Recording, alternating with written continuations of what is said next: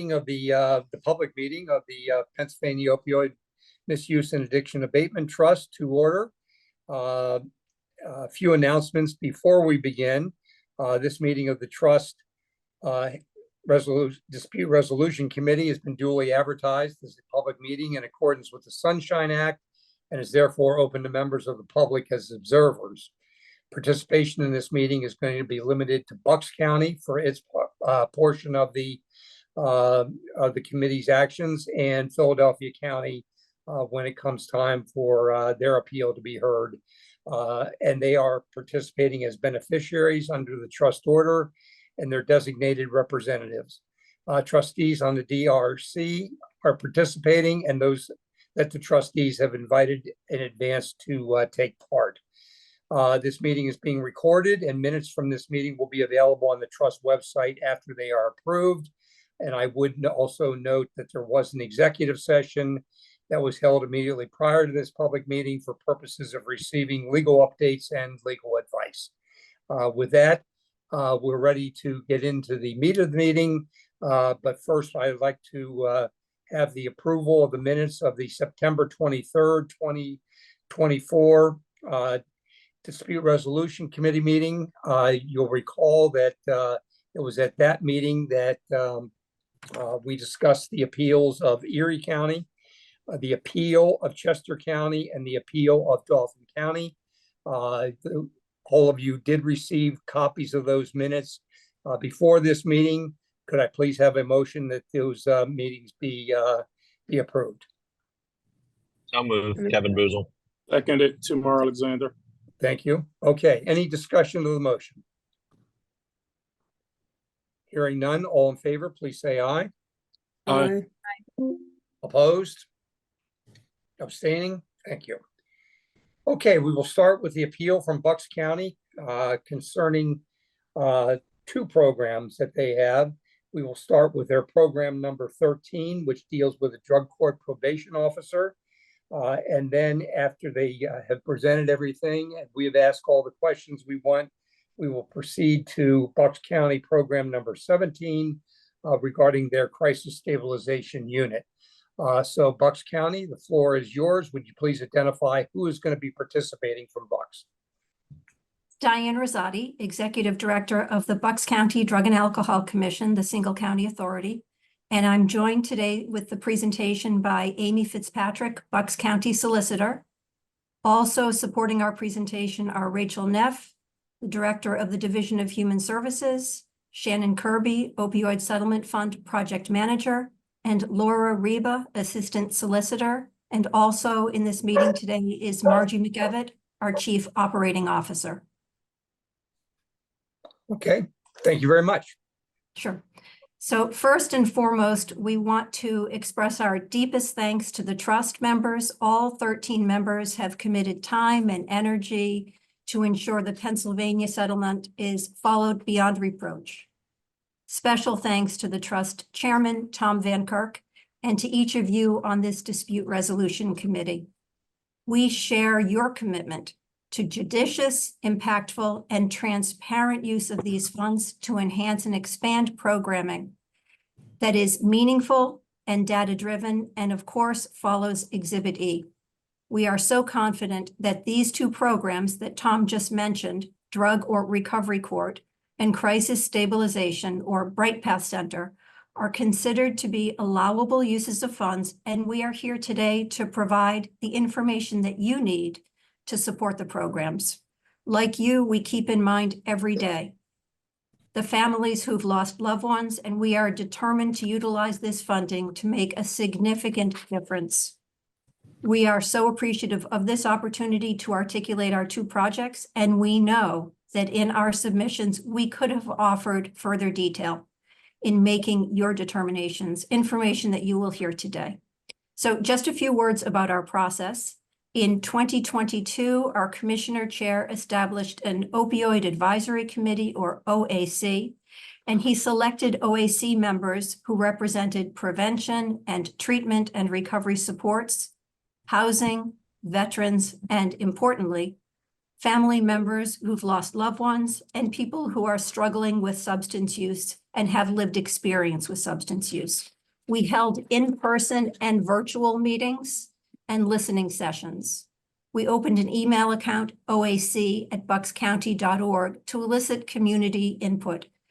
We yielded invaluable information from our residents, and together, our OAC proposed a wide-ranging plan of prevention and treatment and recovery supports, which was publicly and enthusiastically supported by our Bucks County commissioners. We're so appreciative of these funds, which have already begun to make a difference in our community.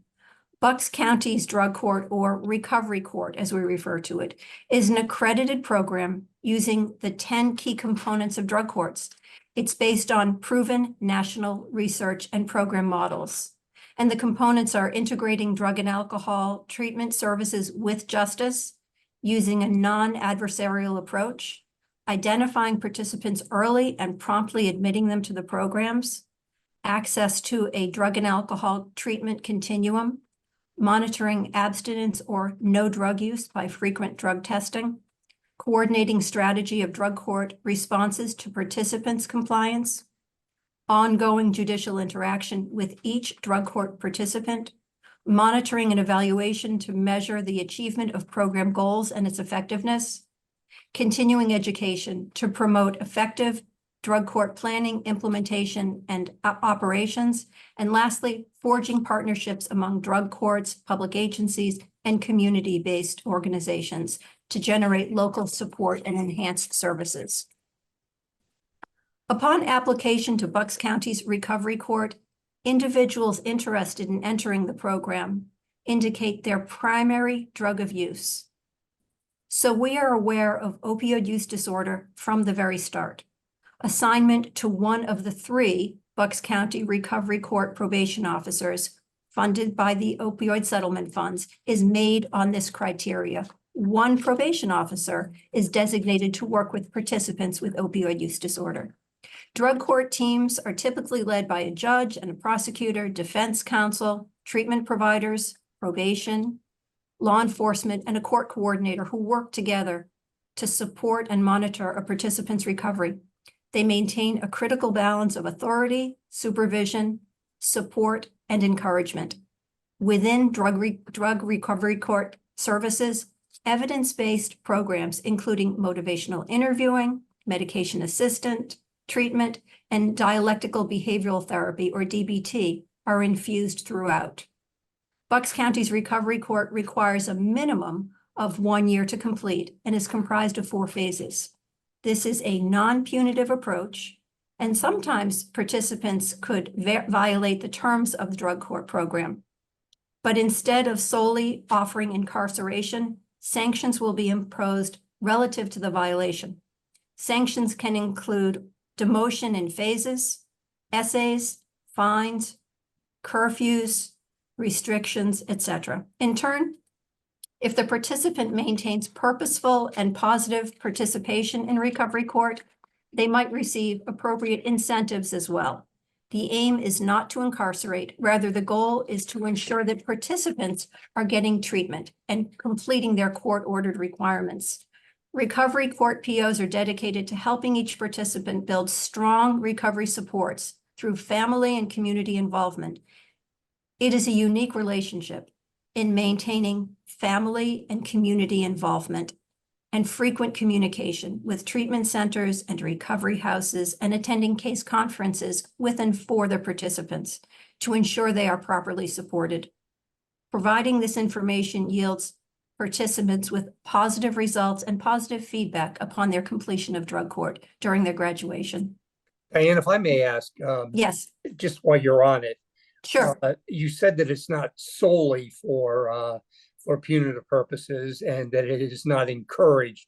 Have people been incarcerated for not complying with the different terms of the drug court's order and have been incarcerated as a punishment? Great question, Tom. So I don't know all of the data in the last 14, it's been involved since 2010, 14 years.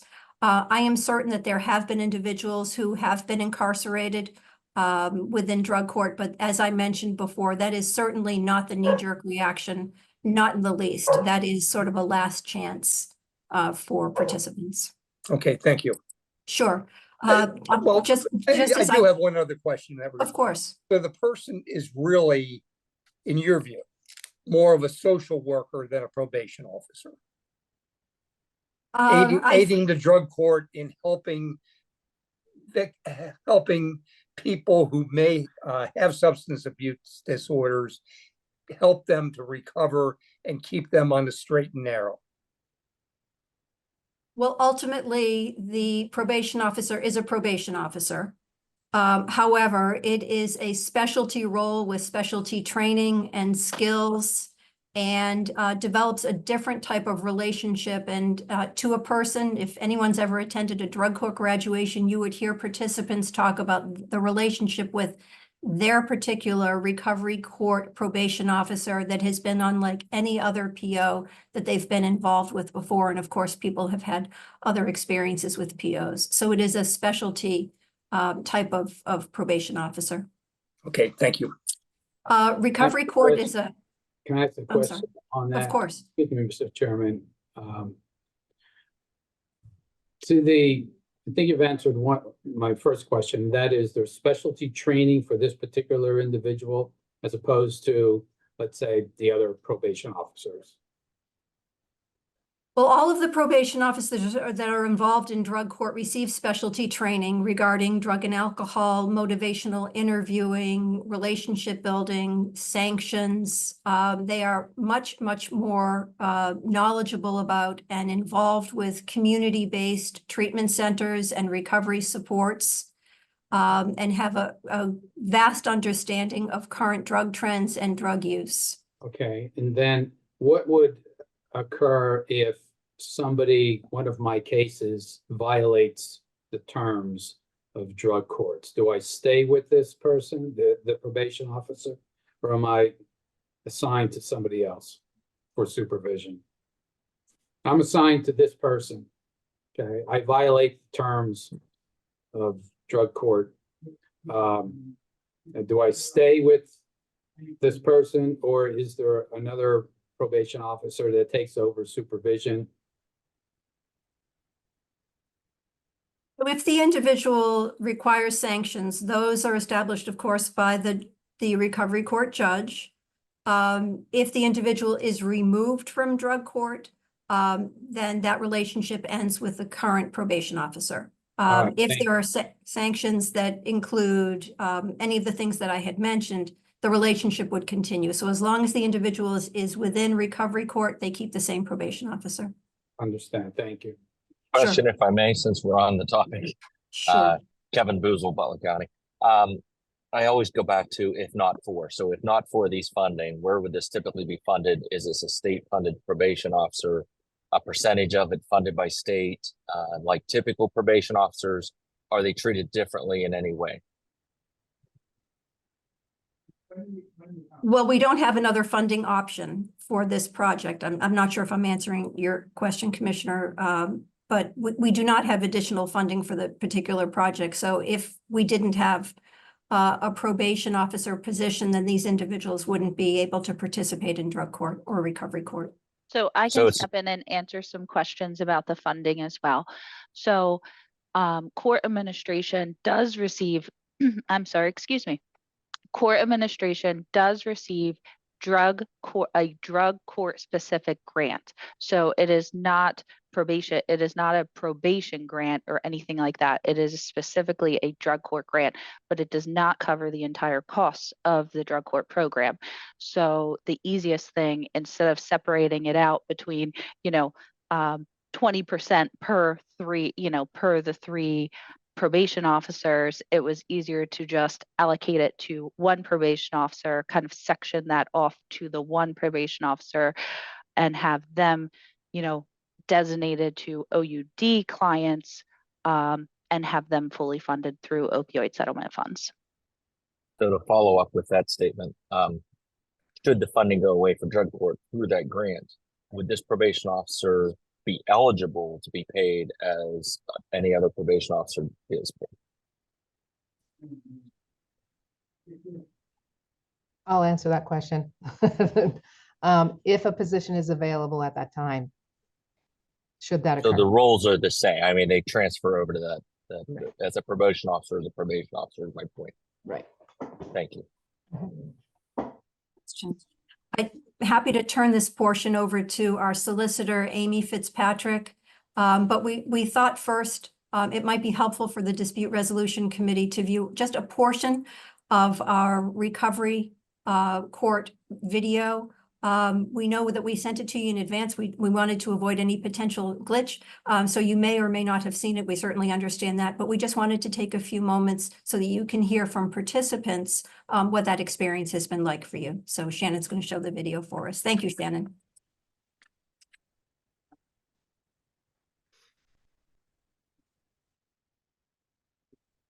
Okay, can you see my screen?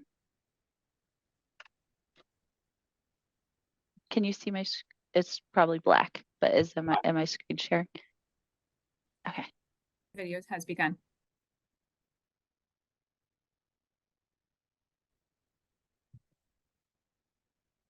Need the sound.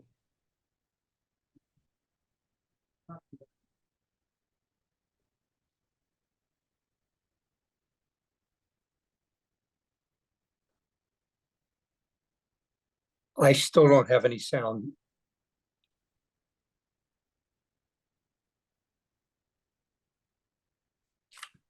I'm sorry, did you say there's no sound? I have no sound, yes. I don't have sound either. Likewise. Okay.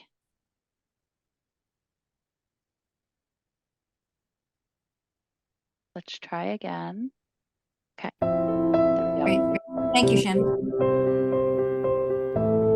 I don't think anybody ends up on treatment court because they had a bad summer. I had a repeated pattern of relapse and I couldn't stay sober. The treatment court program absolutely saved my life. I mean, it helped me get my life back together and helped me to stay sober and move on to the next chapter of my life. So they have a judge that runs treatment court up in Dogstown. She's amazing. She's in our reentry coalition meetings. I think that changes the game. When you have a judge who sits in these meetings and understands, then you have people who come to these meetings and share their story, and the first person they look at is that judge and says thank you. After going through the program, it's a relief because I actually got to see a side of the justice system that I hadn't prior.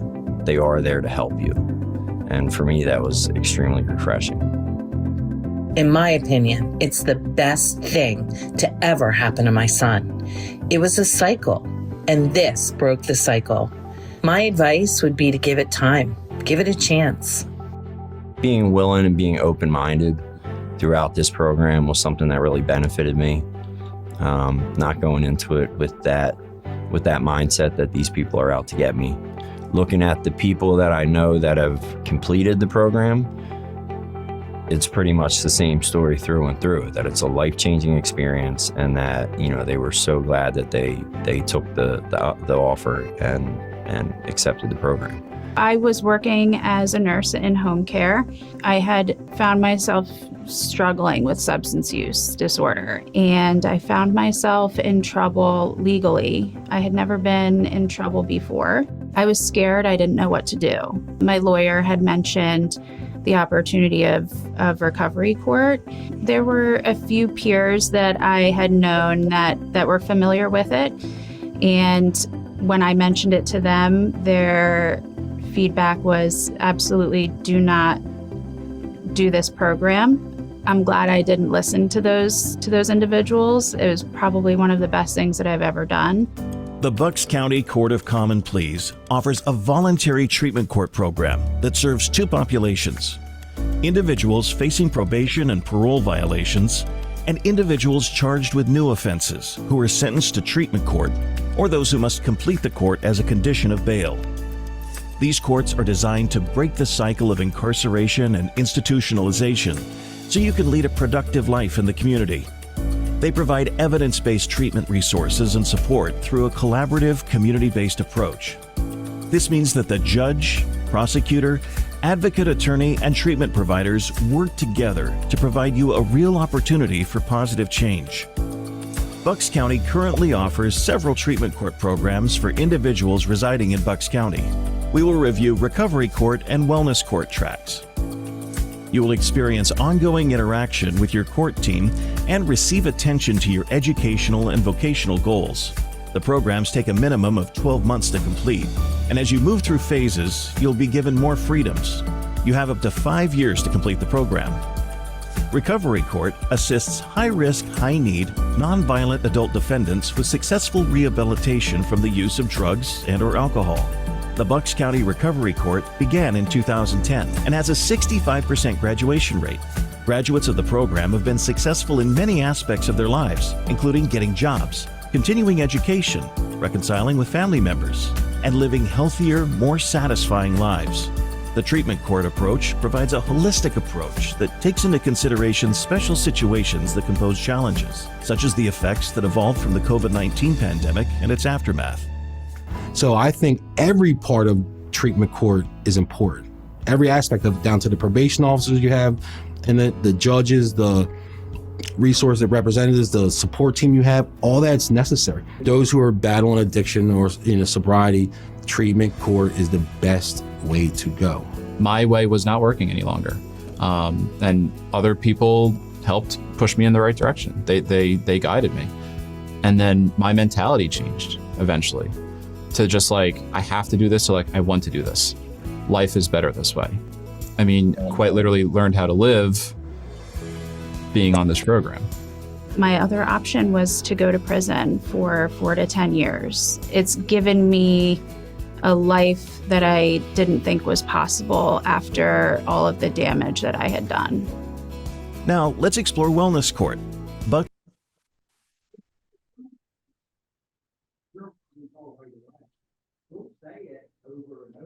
Thank you very much for the presentation, and Diane, for all your words.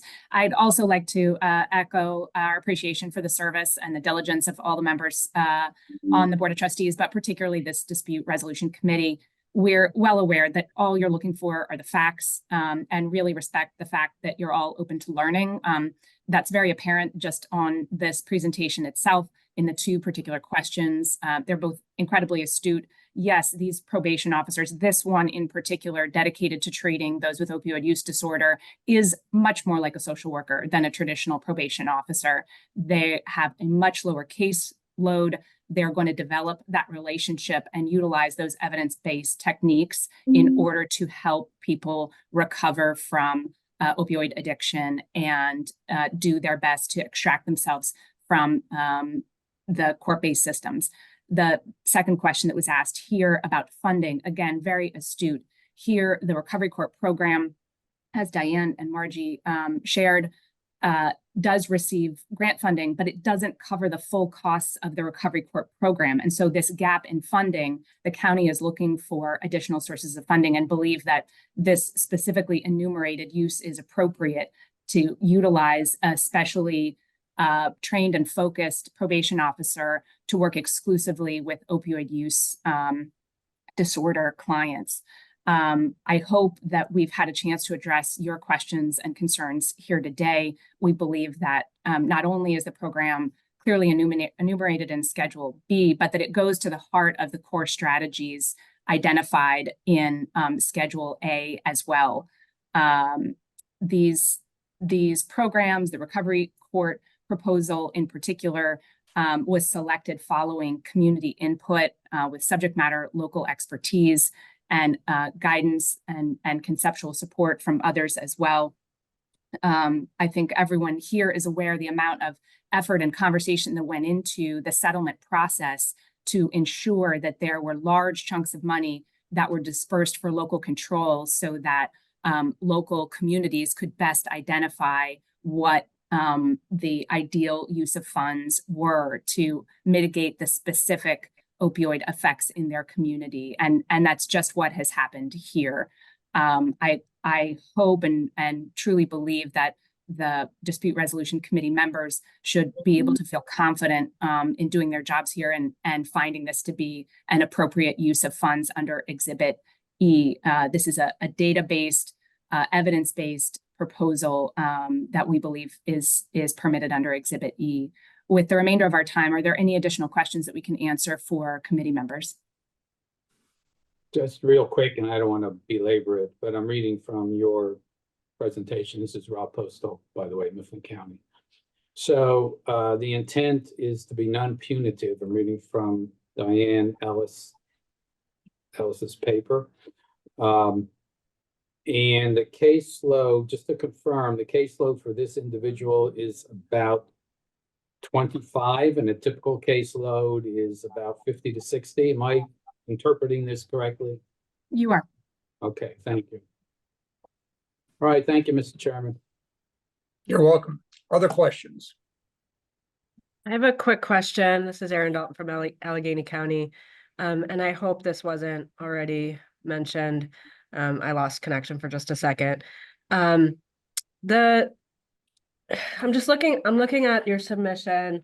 So under Exhibit E, I think what you have checked off is it's F, treatment for incarcerated populations, that's where the approval falls under. And then just on the screen just now was, the B, and support for, I don't know, people in the criminal justice system. And I mean, they both seem to fit. I was just actually wondering, or D, I'm sorry, D, like, I don't know. Is it both of those? Is it one of those? Just because, trying to read Exhibit E and making sure it's allowable under Exhibit E, I want to know where to look first. Great question, and I appreciate that. I know first and foremost, the trust wants to spend this money. That's been stated in numerous conversations, including, I think, Chairman Van Kirk, between you and I. And so I think the more allowable uses that you could identify, the better here. And so, yes, the Recovery Court Probation Officer, I believe, is specifically enumerated in Schedule B, Part 1, Section D, both 3 and 5, in addition to there being in Part, sorry, you said F? Is that in Part 2? Yeah, it's yes, exactly. It's F, treatment for incarcerated population. Yes.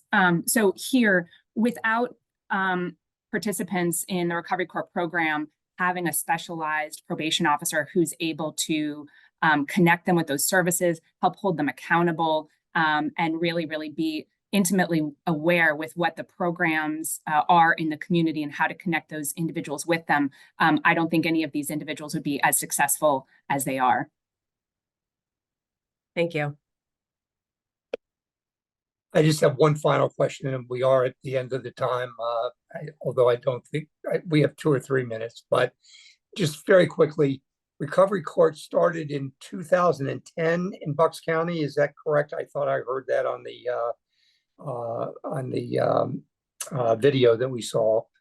And were opioid use, were people afflicted with opioid use or addicted to opioids, were they treated by Recovery Court prior to 2022? And what kind of program did they go through at that time before you instituted this and before the opioid money was available? Diane, do you want to speak to that? Sure. So yes, you're right. Since 2010, the project has been in Bucks County. Drug Court began using and folks were using all manner of drugs, including alcohol and other drugs, including opioids. And it wasn't until we realized that opioid settlement funds would be able to provide support and assistance that we made that switch to opioid use only for specific probation officers so that we could delineate it and be sure that we were on the right track and transparent with this trust. Okay, thank you. If I may, Mr. Chair, Kevin Booz of Butler County, I love drug court. Don't get me wrong. I think it has a great place, and I've worked in mental health, drug and alcohol many years. But my concern here is, and I've heard many people say it over and over again, that there is a an avenue that makes it work. And the avenue that makes it work, I believe, from what I understand, and it's a matter of, is it fundable by Exhibit E? And what I hear is accountability is critical. And I believe in our drug court that we have a social worker, case manager, navigator, whatever people call them. And then you have the authoritative piece. And this is sort of the cross blend. And I understand that. But they always have the authoritative branding to them, that they know that they can be penalized for not doing something. And normally between the two, this is a systems approach where we blend systems. But when we get to the funding, my concern is that we blend the funding where we are providing prevention dollars, treatment dollars into the authoritative piece, the accountability piece, which is the court side of the system. And that is my concern. Is there any concern? Has that been considered? I think you have. I just don't know that you've met the level of saying that it will not have that effect with 100% of these dollars. I don't see a mix of dollars. I don't see PCCD money. I don't see, that's what I'm concerned with. So I'm just pointing it out there to you, and I'll give you one last chance to get over that hump. Thank you. Thank you. I really appreciate the opportunity to specifically address that concern here. In my mind, this would be analogous to if we could all agree that opioid settlement funds could be used to fund a bed at a treatment facility that's specifically designated for somebody with opioid use disorder. But if they're non-compliant with the program, they could be kicked out. That punitive element being part of that program at a treatment facility wouldn't negate your belief in the propriety of using funds for that purpose. And so in my mind, that's no different than here, where this is a specifically allowable use under Exhibit E of these use of funds. And reasonable people could differ about which programs to prioritize in funding, but that's not the role of the trust. The role of the trust really is to ensure that this is a permitted use, whether or not it's the best use or not, but a permitted use. And here, where it's so clearly enumerated, I think the potential for that authoritative piece, or the potential that somebody could be removed from the recovery court program, shouldn't negate your ability to find it as an allowable use. I guess I would also ask, I mean, this is of the trust in a sense, so maybe, and Chairman, if you want us to wait for discussion later, like where it actually says in Exhibit E that it can't be punitive. I mean, they're implementing an evidence-based practice. And part of that includes, you know, the probation officer. But I've like searched Exhibit E for the word punitive. It's not found there, but maybe there's some spirit to that I'm missing. So that's I think you're spot on with the spirit. I think that the spirit of the settlement agreement itself, of Exhibit E, the spirit of it is to try to get to yes, right? I hope that this committee sees itself in that role of trying to get to yes. If you have communities that have identified this as the best use of funds from their perspective, that you're looking to find ways to see it as an allowable use rather than a contrary approach. So I appreciate that that perspective. Okay. And Aaron, I think that was you that asked the question, but we have always lumped the probation officer from the very beginning of our considerations, because Exhibit E did not cover the use of law enforcement and incarceration and additional district attorneys in order to put people in jail. We extended that to the extent that that because it isn't, those things are not authorized by Exhibit E. We did not want to read in the requirement that we could do it. So it's more that it's analogous to a policing enforcement function of the drug laws. I see. And I think from Bucks County's perspective, this is a complete alternative to policing and prosecuting. This is an attempt to help people recover and get them out of the system. Quite the opposite of those roles. Understood. Okay, other questions? Okay, hearing none, could you move on to the crisis stabilization, please? And I'll be referring to the Crisis Stabilization Unit as Bright Path Center, as we've named it. We really appreciated the trust's early on direction to ensure that opioid settlement funds projects meet community needs. So Bucks County assessed needs in response to the effects of opioid use disorder. And we found significant demand for what we needed, a centrally located, high quality, 24/7 drug and alcohol and mental health center with the ability to provide round the clock care to meet the needs of our residents challenged with opioid use disorder, as well as substance use disorder and co-occurring drug and alcohol, as well as mental health issues. So Shannon has a rendering of what the facility will look like. We wanted to make sure that you had a look at it, and we're quite proud of our partnerships and what this facility will bring to our county. Bright Path Center is designed to meet our needs. In Bucks, we prioritize reducing barriers to accessing drug and alcohol treatment. We all know that when someone is ready and willing to receive services, to take their first step in recovery, we have to provide immediate response and immediate care. Accessing assessment and treatment services should be simple and responsive and effective. So this 24,000 square foot facility that you see before you will provide 24/7 drug and alcohol assessment and triage, and will maintain 5 withdrawal management or detox beds, along with peer support, in addition to an array of mental health services. Local data shows us that roughly 12% of residents will have an opioid use disorder and will appear at the Bright Path Center. It's estimated the total of 62% of our residents might have a drug and alcohol and mental health issue, co-occurring disorder. And you see the slide before you, which depicts on the left-hand side, the level of funding that we've proposed. If I can just walk you through that for just a moment. The left-hand pie chart is our funding chart, and you see that the 6.4% or $900,000 is the amount in question that we've contractually committed already. An additional 6.4%, as you can see, is an intent to commit in terms of funding, another $900,000. And so that would represent, of the total cost of the facility to build, $14,058,000, about a 12.8% of the cost. Of the clients to be served on the right-hand side, you'll see that a percentage, 12%, as I'd mentioned, would have an opioid use disorder. We project that an additional 50% will have substance use disorder and co-occurring mental health, and the rest would be projected mental health.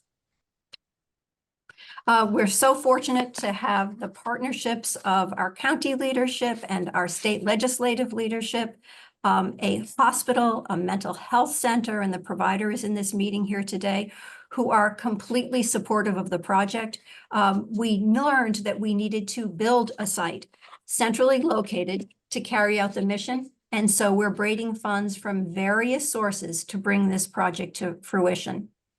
We recognize that in an emergency or crisis, residents turn to hospitals that are jammed in their emergency departments, sometimes with staff that are really ill-equipped, and too often our friends and family members indicate that they're ready, but services aren't available. And you can see the bar graph in front of you now that has on the right-hand side the total construction build, and on the left-hand side another depiction of what's contractually committed, the 6.4%, or the 900,000 plus the additional 900,000 for a total of $1.8 million. So our commitment is to respond to current drug trends, and of course, we know that stimulant use puts someone, like other drug use, puts someone at high risk of overdose due to what we already know are the adulterants, including fentanyl and xylazine. So through residents who present at Bright Path Center seeking drug and alcohol services, some will appear using opioids and some will not.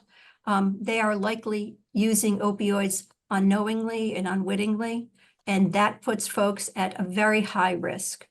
We're really grateful for this funding committed by the other sources of funds, and they include County of Bucks, Department of Drug and Alcohol Programs, Office of Mental Health and Substance Abuse Services, as well as a congressional award. So I want to turn it over to Amy, who will walk you through the Exhibit E and how Bright Path Center fits into the mandates of the opioid settlement. Diane, could I ask a couple questions of you, since you course. were the one that was going over the numbers? Any idea yet what are the 24,000 square foot that is this building is going to consist of? Do we know yet what percentage is going to be devoted to opioid patients? Yes. 5 of the 19 beds are committed, 26%. Those are withdrawal bed commitments. That isn't to say that the other beds wouldn't also have the potential to be serving somebody with opioid use disorder. But is this going to be exclusively for opioid people that have been admitted for opioid abuse, or is this recovery beds generally that can be used for alcohol, other drugs, and or mental health? That's a good clarifying question. My understanding on the 5 of 19 beds being dedicated to withdrawal management, I don't know the answer. Diane, do you, of whether or not those are exclusively for polysubstance opioid use disorder patients or clients rather?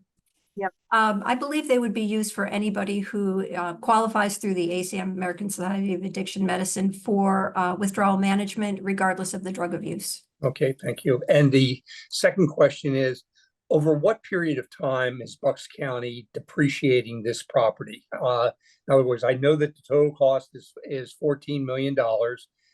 Typically, these things would be, on the county's books, would be depreciated over a period of time, so that if it's over 15 years, it would be about $1 million.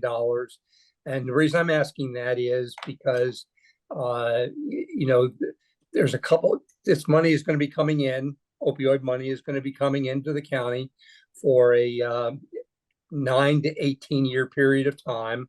And if it's, my real issue is, why is it all being funded out of the first several payments that Bucks County has been receiving from the funds? It's a lot of money, 1.8 million, that otherwise could be going to other things that could be used to abate the opioid problem, treat opioid victims. And it seems as if paying the whole 1.8 million up front is a little bit of a stretch if you're depreciating it over a period of time. If I could take the second question first, here, again, the role of the trust in just identifying whether or not this is an allowable use of funds, and here I think it clearly is, but in terms of the county's decision to prioritize this money at this stage, it can't treat individuals until the facility itself has been built, right? And so that money is needed up front to have the facility, right? If you build it, they'll come. And here, having a crisis center, a 24/7 facility available is really just an incredibly critical need in our community.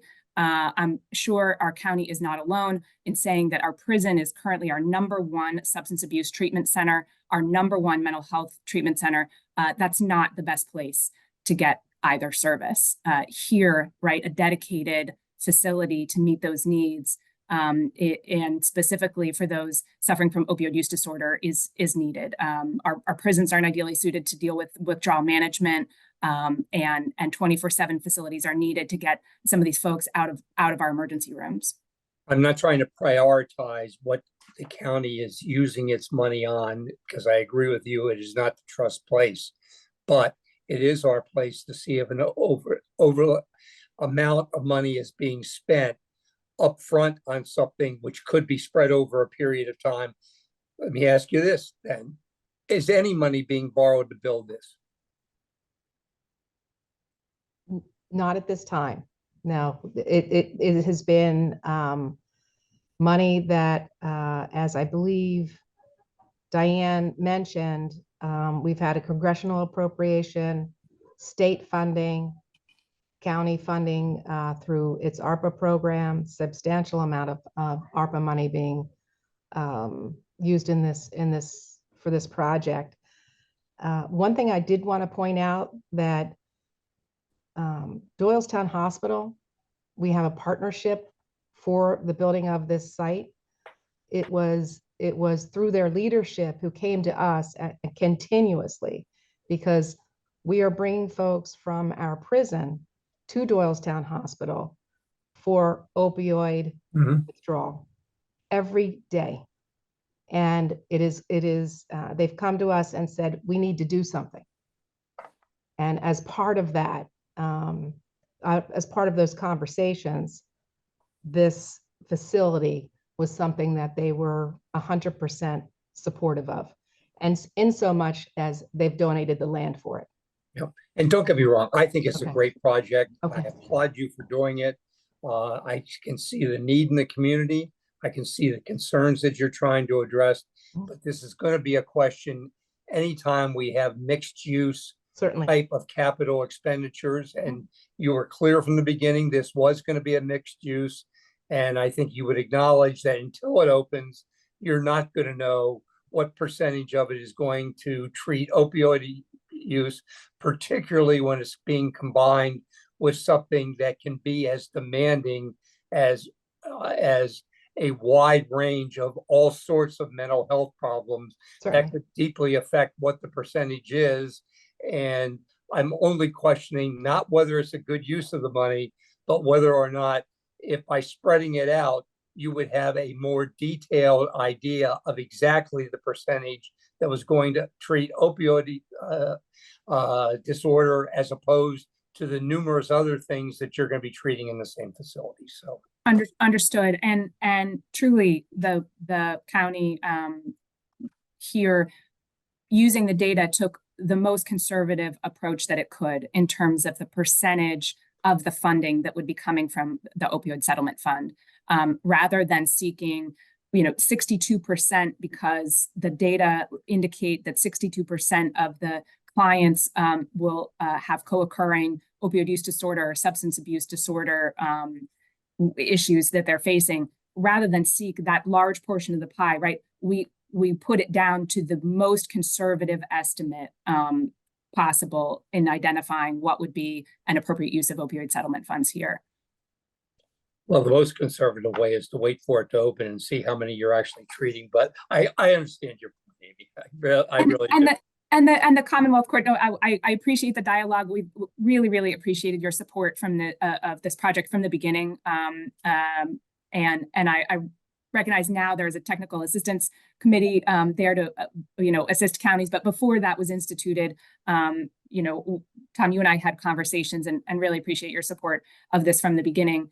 Here, the Commonwealth Court clearly expressed its understanding that some funds would be used for capital expenditures. And here we think this is not only an appropriate use of funds for a capital expenditure, but a critical need for one. Yep, understood.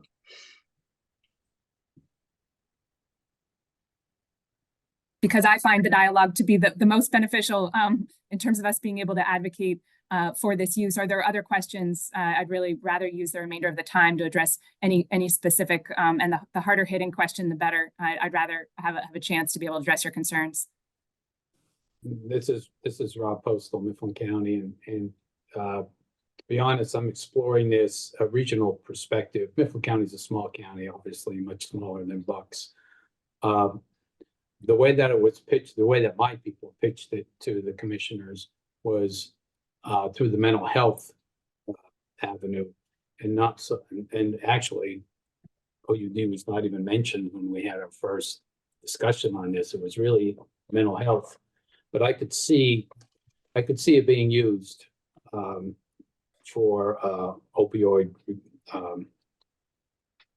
It's the word I want, not recovery, but crisis.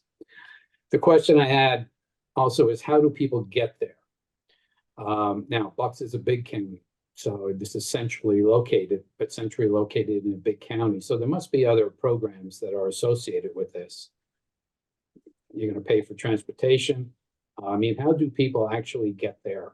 I know the police could bring somebody there instead of going to the jail, or believe me, I know hospitals and emergency rooms are not the place either. But how do people get there from the environs of Bucks County? How do you expect them to get there? Do you want, so do you want to answer this, Diane? I know Go that ahead, go ahead, Marcia. okay, so we've had a couple of meetings now that we've participated in, specifically with Doylestown Township Police, to talk about what that handoff would look like. You're absolutely right. We will have folks that are coming to us from all over the county, specifically on their route to the prison, but they won't be medically cleared. Right, so they'll have to go somewhere, and they will probably end up in the center for purposes of withdrawal and maybe mental health situations co-occurring. But there is a secure section of the building being built, if I'm not wrong, Diane. We are going to have what they call a sally port be built so that those situations, when they occur, can be done securely. That's interesting. Okay, I had a question on the security, because we have that question here. Also, my last question then, Mr. Chairman, would be juveniles. We have a detention center for juveniles, and the hospital is being very they're hard to deal with when you bring in a juvenile. And is there a separate place? Do you anticipate segregating the juveniles from the rest of the population? Is you going to deal with that somehow? So the site will serve youth as well as adults, minors and adults, and you're exactly right. There will be a separation within the facility of the two populations. Just wanted to add, if you don't mind, the transportation piece as well. Once folks are cleared, and to allay community concerns that folks are just going to stay in Doylestown, and thanking you again for the use of opioid settlement funds that we've used for transportation for a project called Danny's Ride. So we will be able to transport residents once they leave this facility to either the next level down of care, or to their home community, or to a recovery house. So we're really committed to making sure that we help folks to get where they need to get after they've had the drug and alcohol services too. So not just getting to us, but helping them once they leave. And if I could briefly touch upon your mental health question, here DDAP, the state's regulatory agency, right, for drug and alcohol, has committed over 50% of the capital costs for this facility. And so obviously this crisis center is going to serve really diverse populations in terms of what their needs are. But the state agency has recognized what a significant portion of the population of this facility is going to be drug and alcohol based.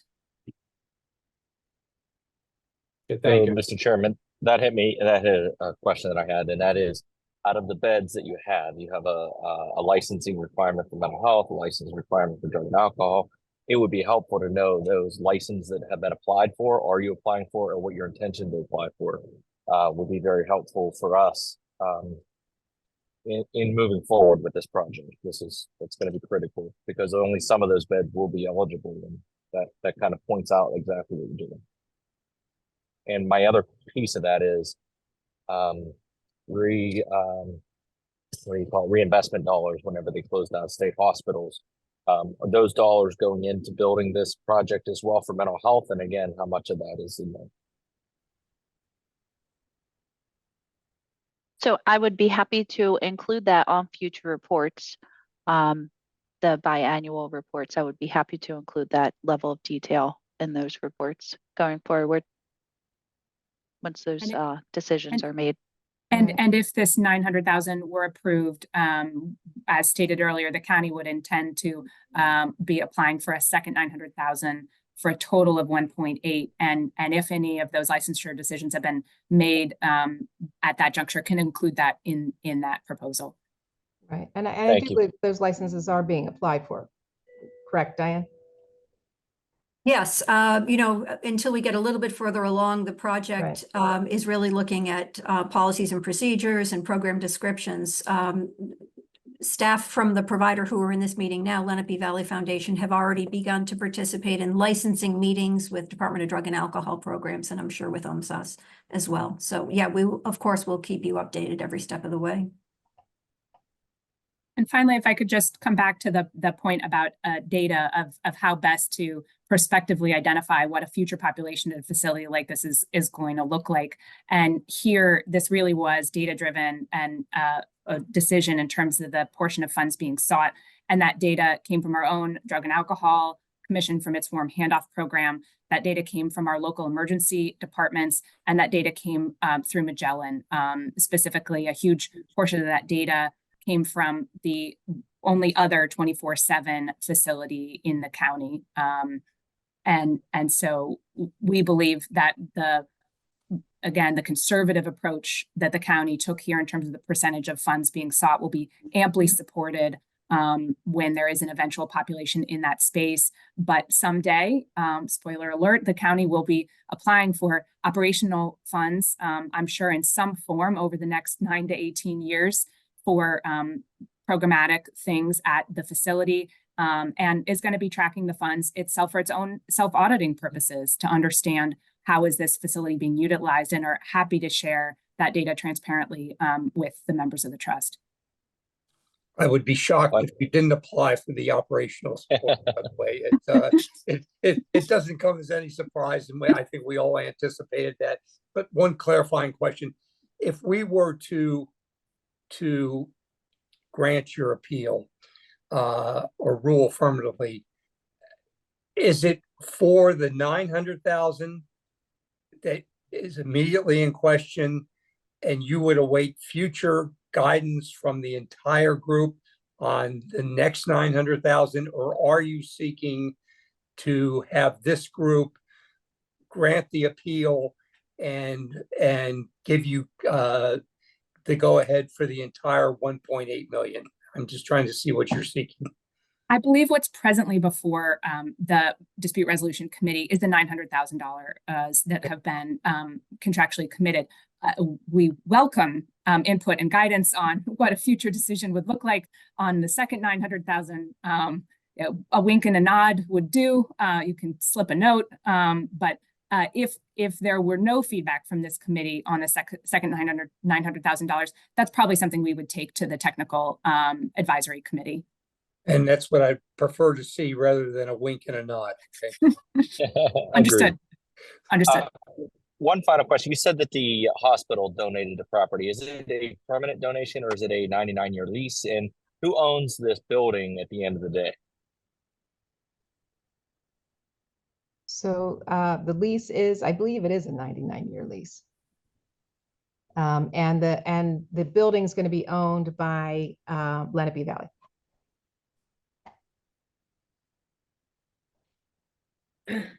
This is Erin from Allegheny. I think your proposal is clear on this. I just want to ask it out loud, make sure I know. And again, it just actually goes back to Exhibit E. So I think you are asking for allowance of this under Schedule B, Section J, actually then number 3, the investing in infrastructure to treat people with OUD and any co-occurring SUDMH. That track? It tracks, and I would say would be the lead argument. I hope that members of this committee can also see, again, that there's other ways of getting to yes here, and we think that Part 1 treatment in C and A also apply, but I think the infrastructure piece is the stronger basis for granting the appeal. Thank you. Okay, other questions? Is there anything else that the Buck County representatives would like to add at this time? Just really appreciate everyone's time and transparency and your concerns, so we could do our best to meet them. Well, we appreciate your very detailed presentation, and and the answering of all of our questions. It's very, very useful. Thank you.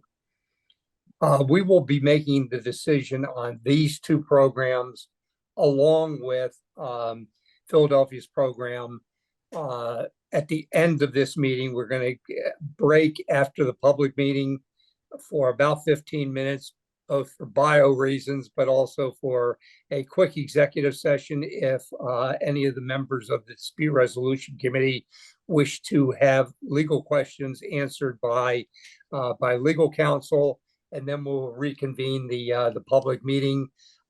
So I would anticipate that we'll probably be having the public consideration of this appeal and the vote somewhere in the 2 o'clock time frame, or maybe 10 after 2. Okay. Okay. All right. Thank you so much. Okay. Thank With you. that, we're going to let the Bucks County representatives go, and we will welcome the Philadelphia representatives for their appeal. Thank you, Mr. Chair.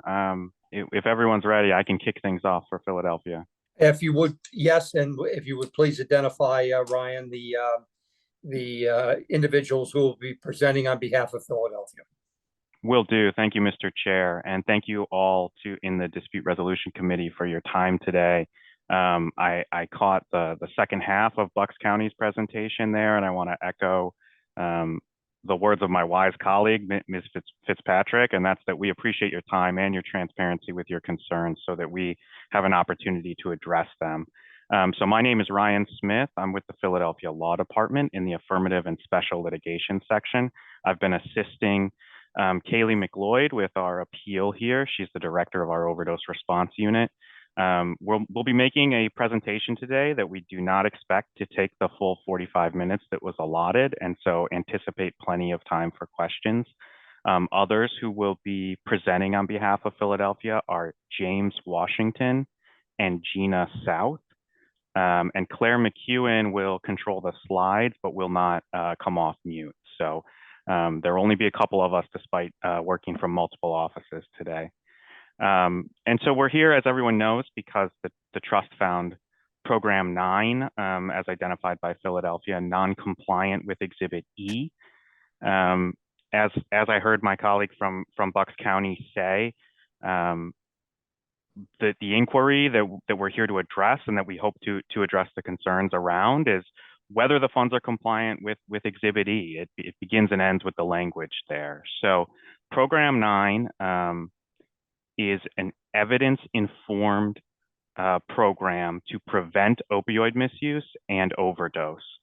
So in this case, we would argue that Section G of Schedule B to Exhibit E governs. And what that section requires is that efforts to discourage or prevent the misuse of opioids be evidence-based or evidence-informed. And so that's where we want to center our discussion today is answering those questions that are, why did we identify this target population for the program? And how are these interventions evidence-based or evidence-informed? Specifically, evidence demonstrates that the interventions in Program 9 reduces the risk of OUD and the risk of overdose, including fatal overdose. And we think the key to understanding the relationship between this program and its interventions and the evidence is understanding life for residents in Kensington, as well as that evidentiary backing. So just briefly, we'll get into this a bit more, but Kensington, for those who haven't visited, is not just abandoned buildings and a drug market. Children and families live there. About 23,000 people live in Upper Kensington, which is the neighborhood that is the epicenter of the opioid crisis. 60% of children living in Kensington live in poverty. Kensington ranks last in a neighborhood study of Philadelphia. That's 46 out of 46 for health outcomes and health factors. It has triple the citywide rate of drug overdose deaths per 100,000 people, the vast majority of which, as you'll hear, is due to opioid use disorder. It has more than double the violent crime rate of the rest of the city. It has 7 times the homicide rate, and it has 8 times the housing code violation rate. So as you'll hear, to get to school, to get to the store, to get to work, residents, including children, see drug sales, they see intravenous drug use, they see needles, they see human feces, they see violence, they see trash every day. So Program 9 funded interventions that we know lower the risk of developing opioid use disorder and the risk of overdose based on available evidence. And you'll hear that from a couple of our subject matter experts today. So this community is at an increased risk of opioid misuse and overdose because of those unique conditions. And that's why we targeted this population with these interventions.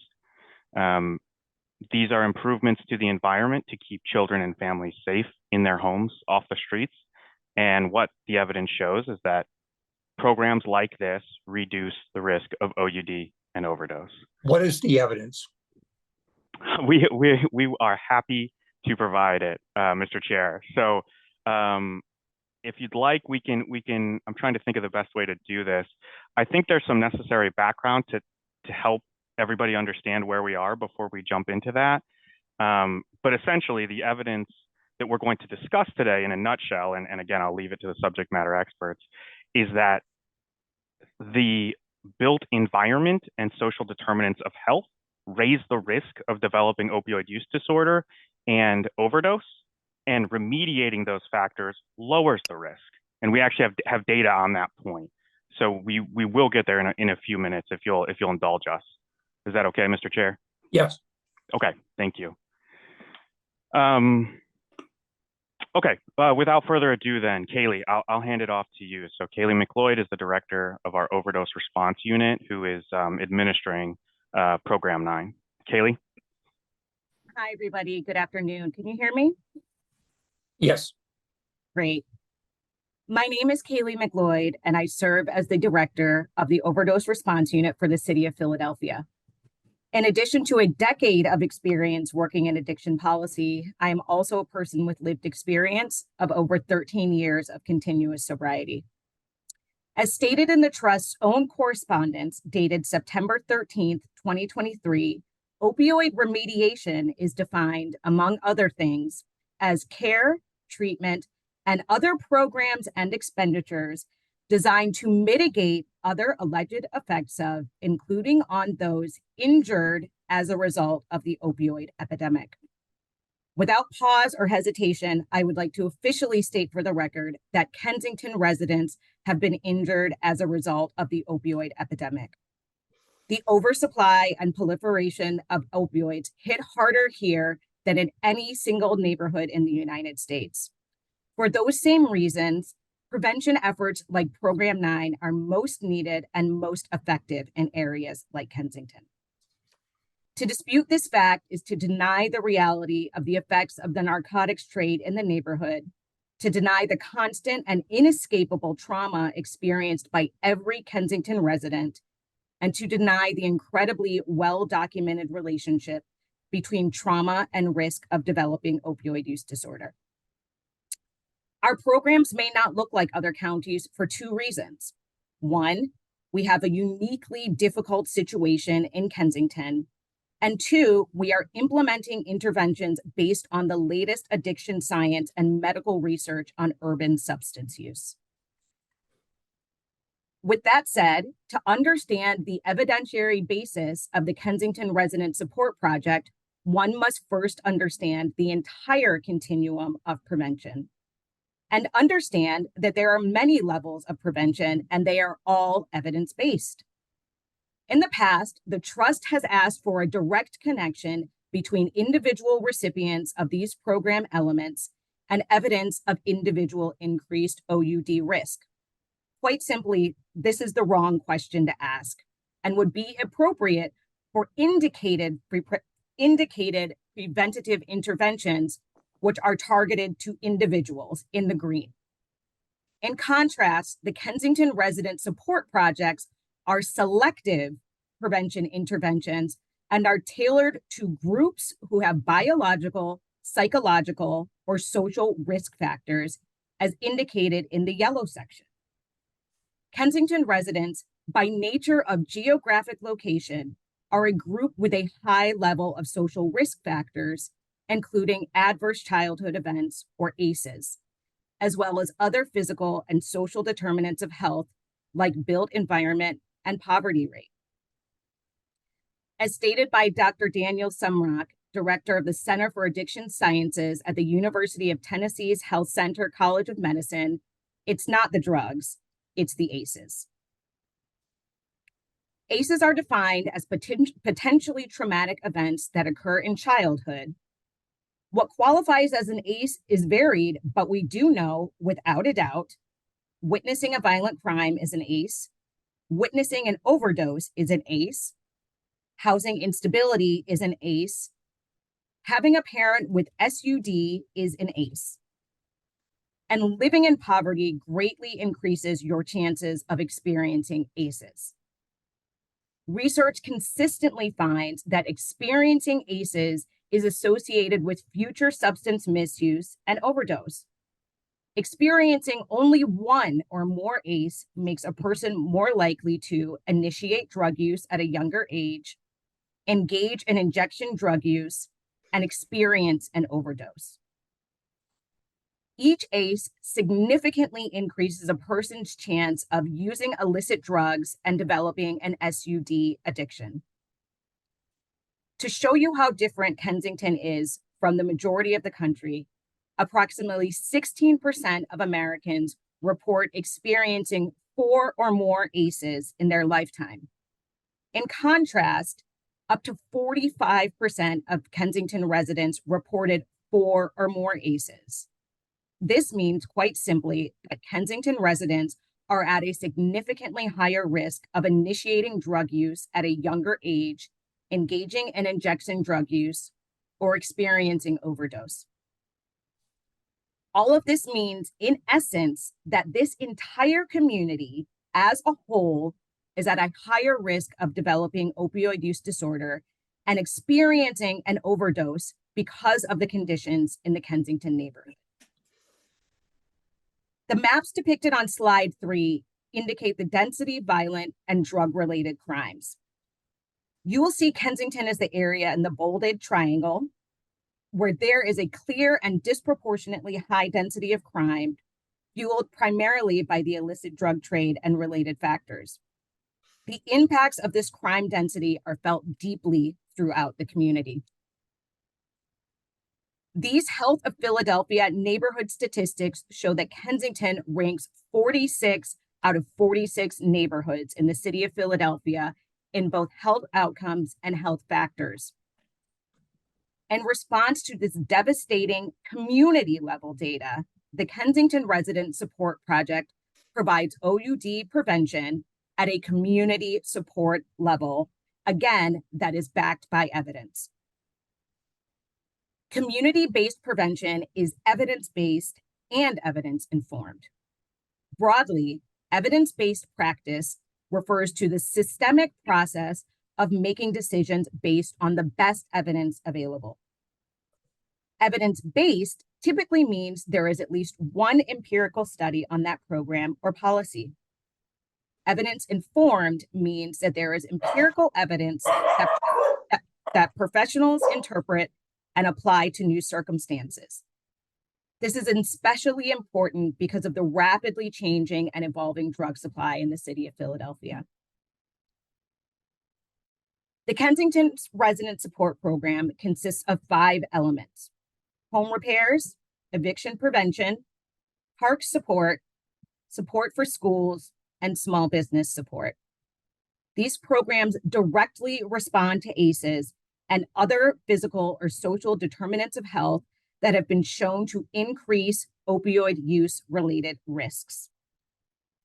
Home repairs help keep people in their home and reduce housing-related stressors.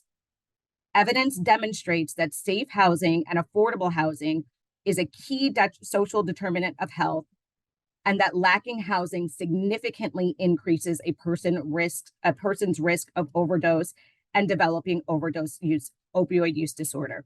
And we have links to the evidence base directly below each of those titles. Eviction prevention prevents homelessness and housing insecurity. Evidence demonstrates that residential instability increases the risk of developing opioid use disorder. Parks improvement increases safety and decreases drug paraphernalia in green spaces. Evidence demonstrates that safe environments for children and families to play and engage in positive youth development decrease the risk of developing opioid use disorder. Support for schools provides safe and secure learning environments for children in Kensington, lowering their exposure to drug paraphernalia and open use. As with parks improvements, evidence again demonstrates that safe environments for children and families to play and engage in youth positive development decreases the risk of developing opioid use disorder. Small business supports reduce the presence of vacant buildings and increase economic opportunities. Evidence demonstrates that both blight and lack of economic opportunity increases the risk of developing opioid use disorder. Next, I'm going to pass it to my colleague, Gina South, to describe her work.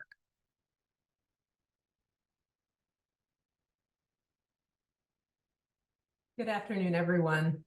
Can you go? Thank you.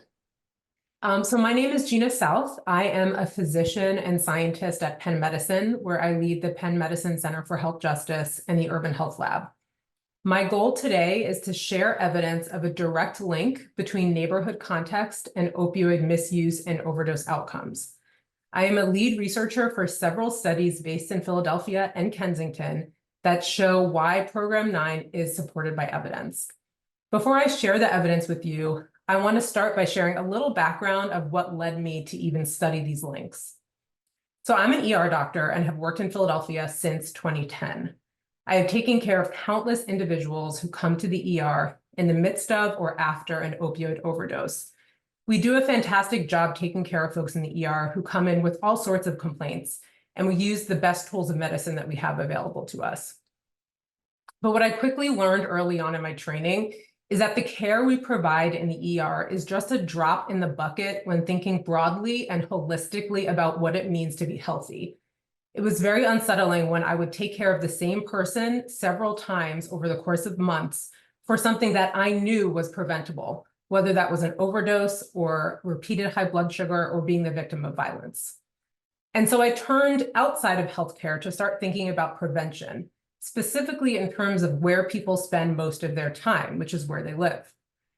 And so for the last 14 years, I've worked with communities in Philadelphia, including in Kensington, thinking about how we can help people with chronic conditions such as opioid use disorder be healthier and never need to come to the ER in the first place, and how we can prevent people, especially kids, from developing these chronic conditions in the first place.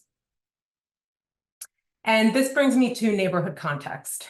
Every time we all step outside of our houses, the places and spaces around us have an impact on us.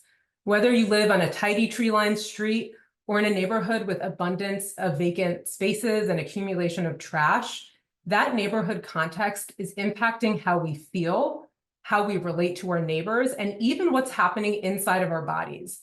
There's research showing that your environment, including your home and your surroundings, influence blood flow to your brain, how much of the stress hormone cortisol is released, and your heart rate.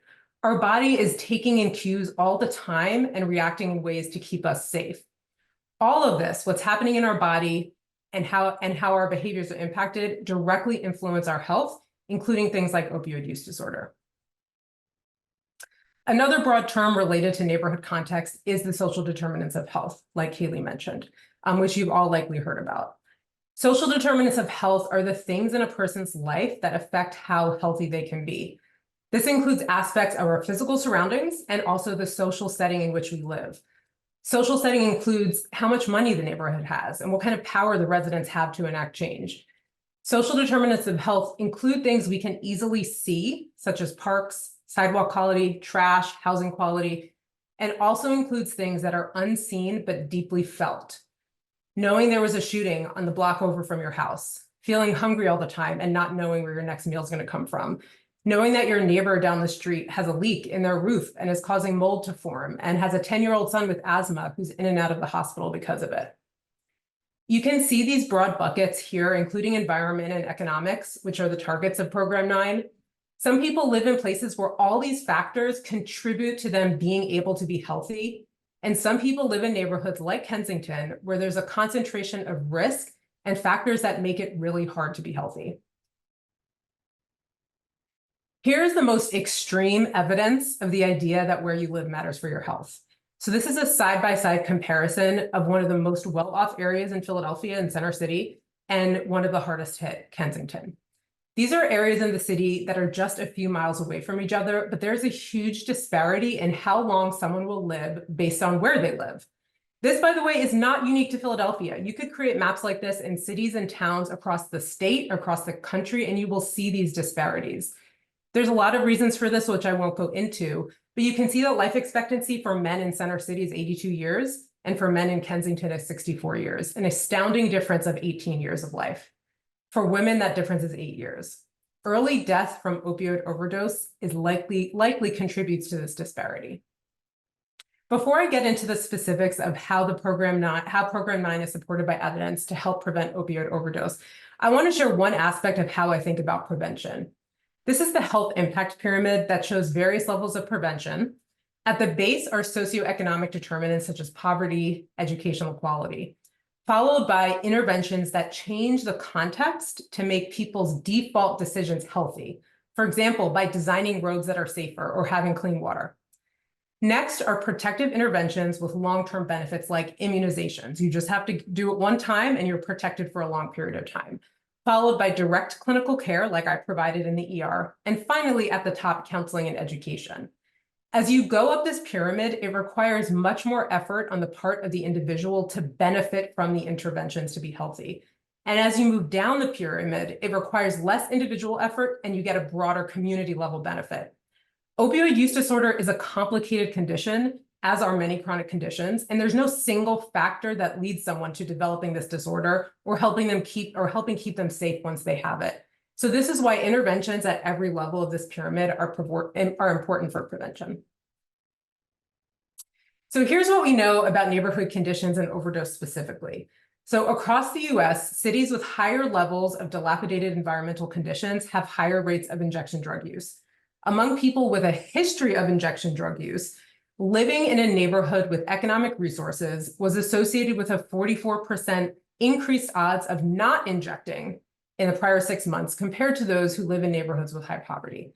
So we see this direct connection for folks with substance use disorder and the economics and environment of the place they're living. Specifically in Philadelphia, zip codes with more vacant housing and lower housing quality have been associated with increased chances of dying from overdose. So now I want to share research that myself and many colleagues here in Philadelphia and across the country have done in Philadelphia that supports some of the interventions in Program 9. One of the interventions supported by Program 9 was to improve 6 neighborhood parks and support healthy activation of those vital green spaces. There's actually a large body of evidence connecting green spaces, including parks and trees, with health and safety broadly. Specifically, I was part of a team that studied vacant lot greening. This is what a typical vacant lot in Kensington might look like. And turning this into something like this, a very simple green space that we know residents use as park spaces. This is an intervention led by the Pennsylvania Horticultural Society that was originally started in partnership with the New Kensington CDC many years ago. They felt that these green spaces were really having a positive impact on the neighborhood in terms of health and safety. And so we partnered with them as researchers to study and actually quantify the impact. These are a few more before and after pictures of this intervention. So we conducted a citywide randomized controlled trial, which is some of the highest levels of evidence in science of this greening intervention, where we took over 500 vacant lots and picked out of a hat to see which would get the greening treatment, which would get just a cleanup treatment, and which would get no treatment serving as control. And in this way, we were able to compare what happened before and after around all of these spaces. We interviewed 445 people living nearby, and then we looked at police-reported crime and safety.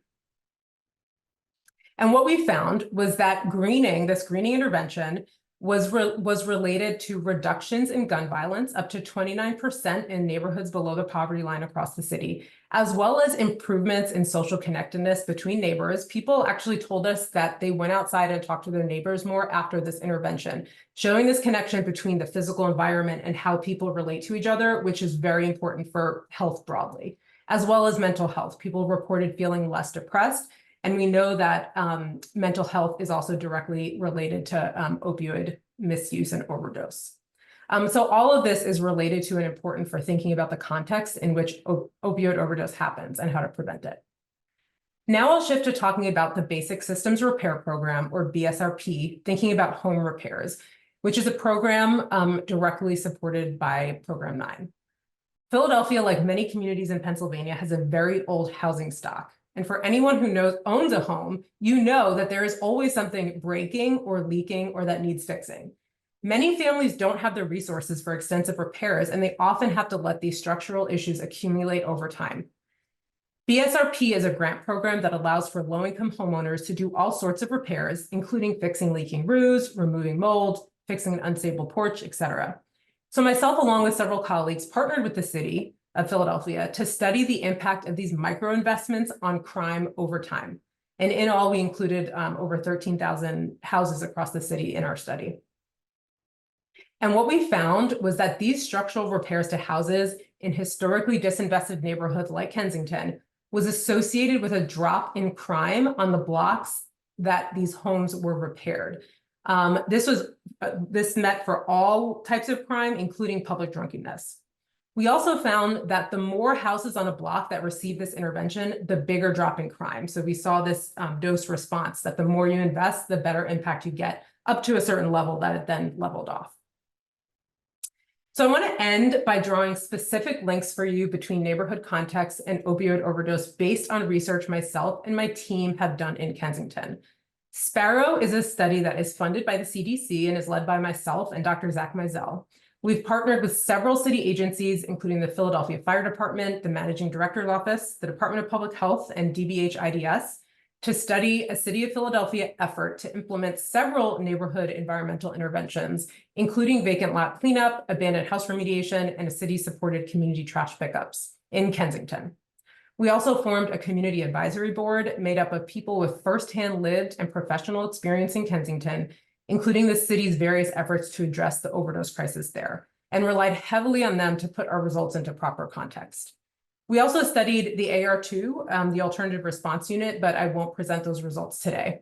I do want to note that these results have been presented at a national meeting, but have not yet been published. We're in the process of publishing them now. These are specifically the interventions that we studied that the city was undergoing originally as part of the Resilience Project. We used data from the fire department to determine how many non-fatal overdoses were taking place, and data from the medical examiner's office to determine how many fatal overdoses were taking place in our study time period in Kensington. And then we compared blocks that got one or more of these interventions to blocks that didn't over time. And so together, these neighborhood environmental interventions in Kensington were associated with a 6% reduction in fatal opioid overdose on the blocks where these interventions occurred. This is a pretty incredible result, showing direct connection between neighborhood interventions to create a healthier environment and the prevention of fatal opioid overdose.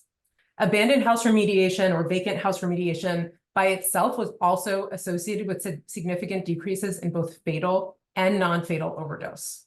Importantly, we found no evidence that overdose simply moved or shifted to other areas in the neighborhoods.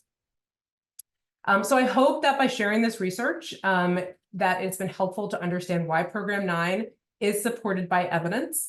Thank you so much for your time and the opportunity to speak today.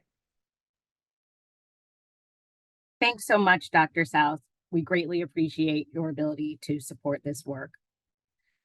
So I'm going to go back to one of the slides that we skipped over earlier, just to paint folks a much better picture of what it looks like and what the experience is for children that are living in the Kensington area.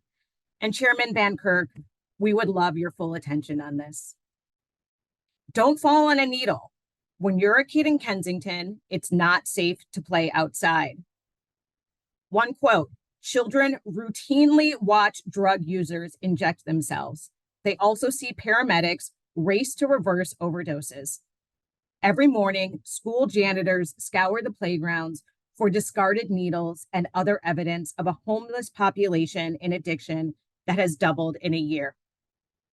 Another quote, James Mears walks his 6-year-old Jameer back and forth to Willard every day. The drug activity, I've seen it a lot throughout my lifetime, but not as bad as down Kensington, down here, he said. Like his classmates, Jameer knows not to pick up needles, a lesson that is a routine aspect of parenting in Kensington. And this is a quote from one of our local principals. She walked one of her third graders to the library in McPherson Square a few weeks back. It was the scariest walk I had, she said, not just because they stepped over needles and passed people injecting drugs, but because the child I was walking with didn't think anything of it. I'm going to pass it next to James Washington, who is going to describe the experience of his students at Conwell Middle School. And while James is talking, we are going to be playing a video that shows a student's walk from the train station at Kensington and Allegheny to Conwell Middle School. We want the trust to be fully aware of what kids experience and what they see. Excuse me, Kaylee, could I ask a question, please? Sure. And I think all of us are well aware, and I was paying very close attention.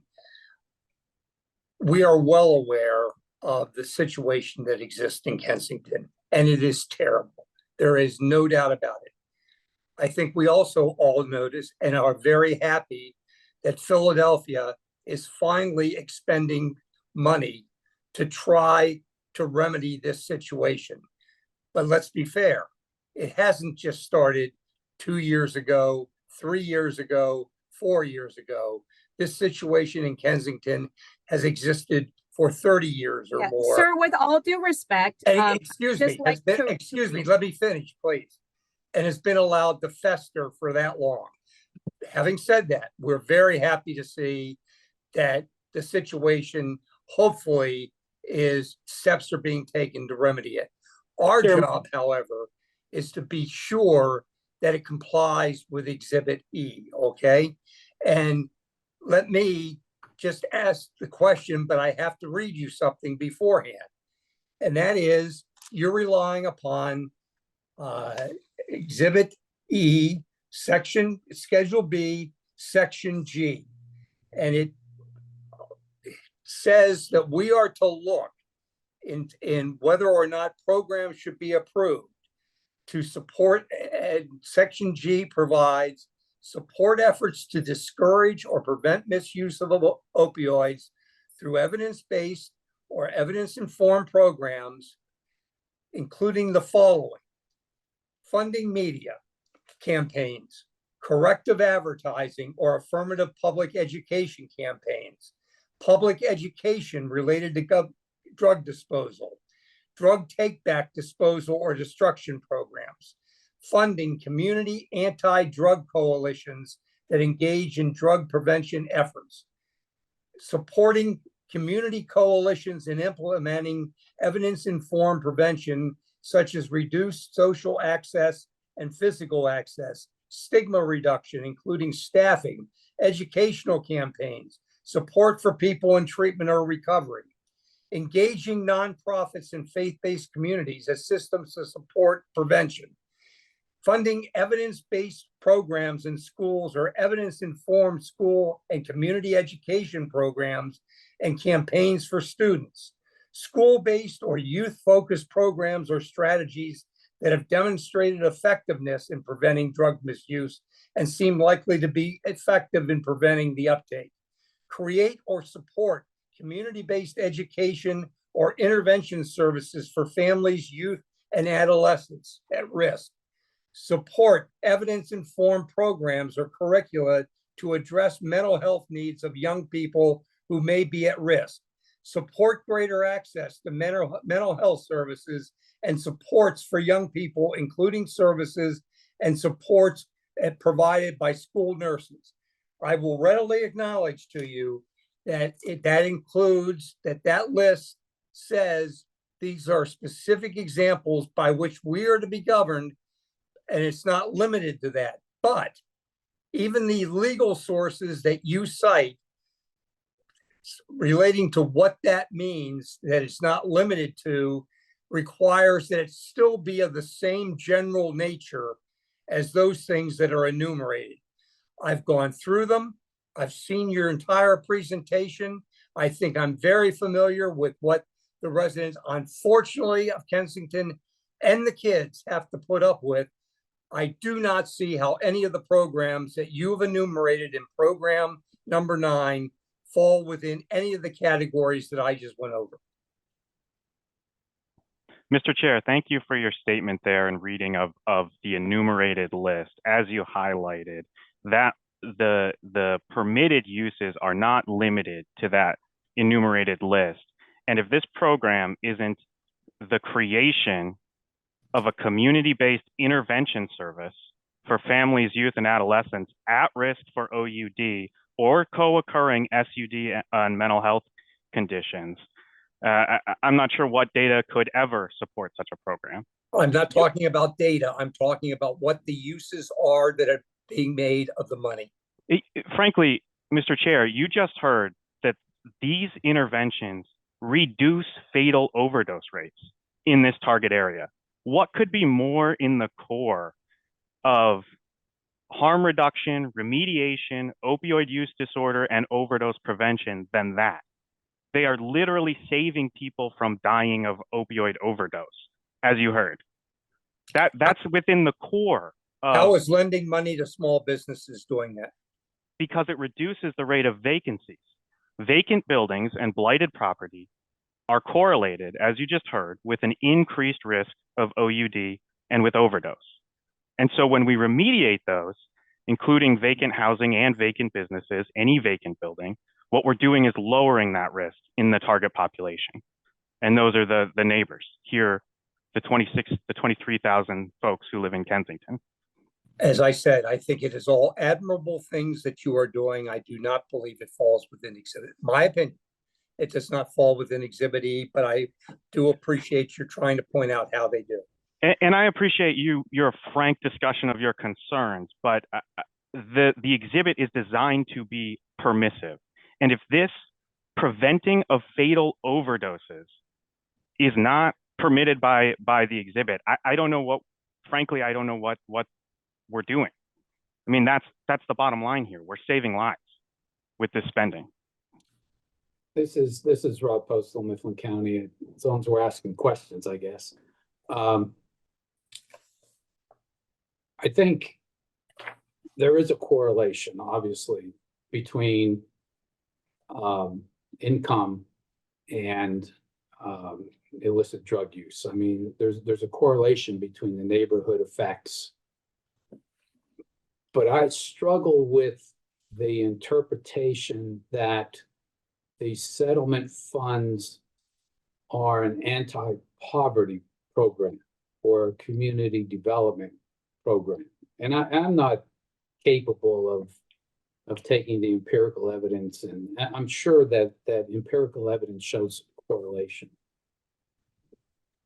But going back to specifics, and I think your presentation with that triangle and also in some of the verbiage does make the case that, and Ryan, I think you just said that it really is the neighborhood that we're dealing with here, and we're not dealing with individuals or selective. I think the paper says universal, selective, and maybe individual. You guys know what I'm referring to. So we're trying to make the case of that. You just passed there. Yeah, I think, and maybe I interpret it wrong, but the bottom there, interventions for the general public not identified to be at risk. I thought you were trying to do that in one of the some of the verbiage that you sent. But anyway, back to my main point, I guess. What I struggle with is, I know it's bad. I know neighborhood is bad. I know there's a correlation between neighborhood and the effects of opioid use and mental health and all the bad things, social bad things that we all wish would go away in some sort of a utopia. I just struggle with the idea that the settlement funds and Exhibit E is not really an anti-poverty program or community development program. Because if they are, then what isn't? Okay, I'm trying to make the case, what is? Understood, Commissioner. I appreciate the question. So just to clarify a couple of things. So first, we consider Program 9 interventions to be selective because we have targeted a group that is at demonstrated higher risk of OUD and overdose than the general public. So it's not a universal program.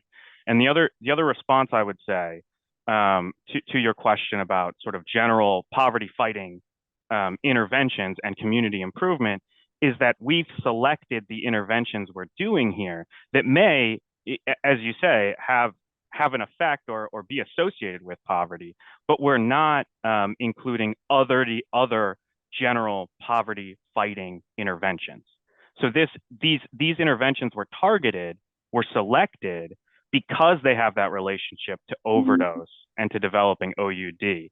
So they may be, sort of associated with poverty fighting measures, but this isn't, an economic development program or some kind of, there are a million programs that we fund in Kensington that we are not using trust funds for, right? That are more sort of directly addressing poverty concerns.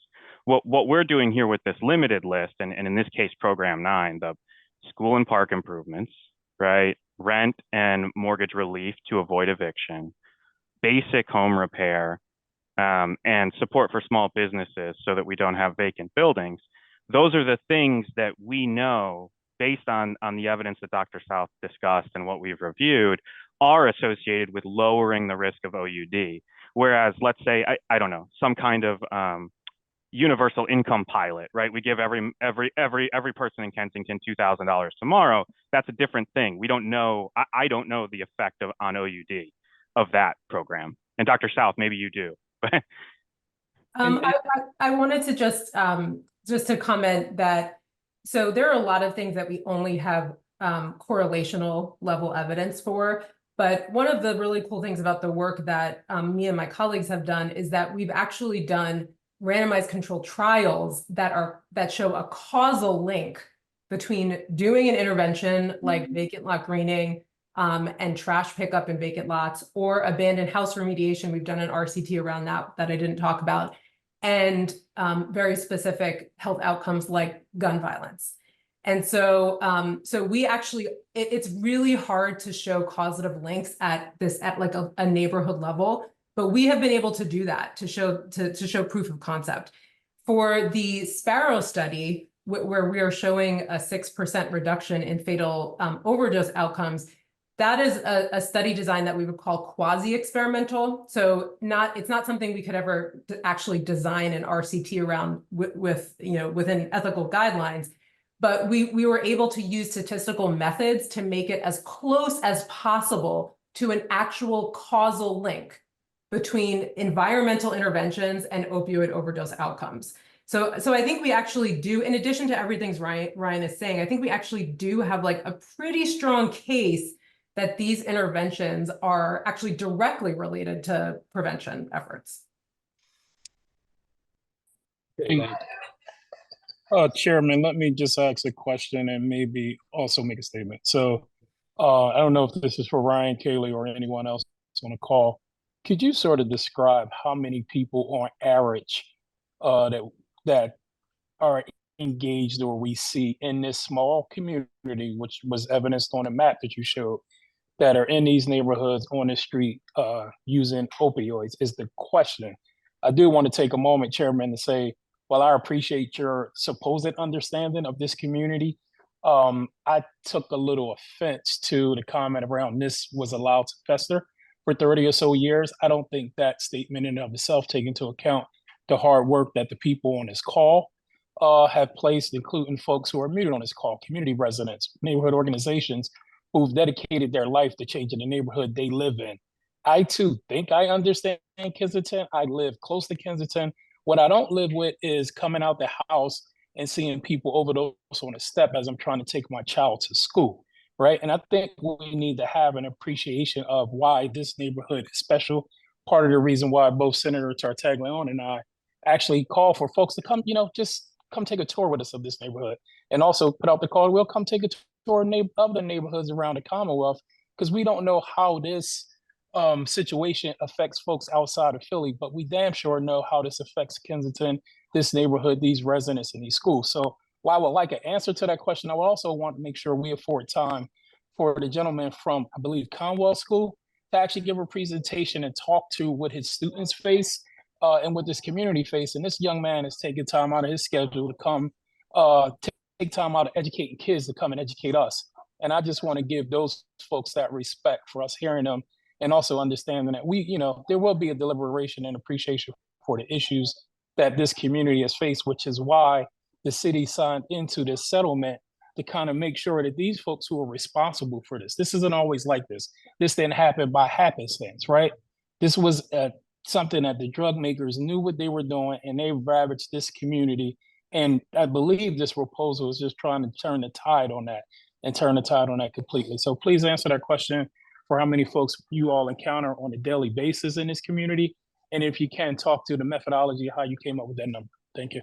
And Tamara, if I could before, I'm sorry if I offended you with my comment, but my point is that as far as it festering, this is not a problem that has developed in the last 2 years, 3 years, 4 years.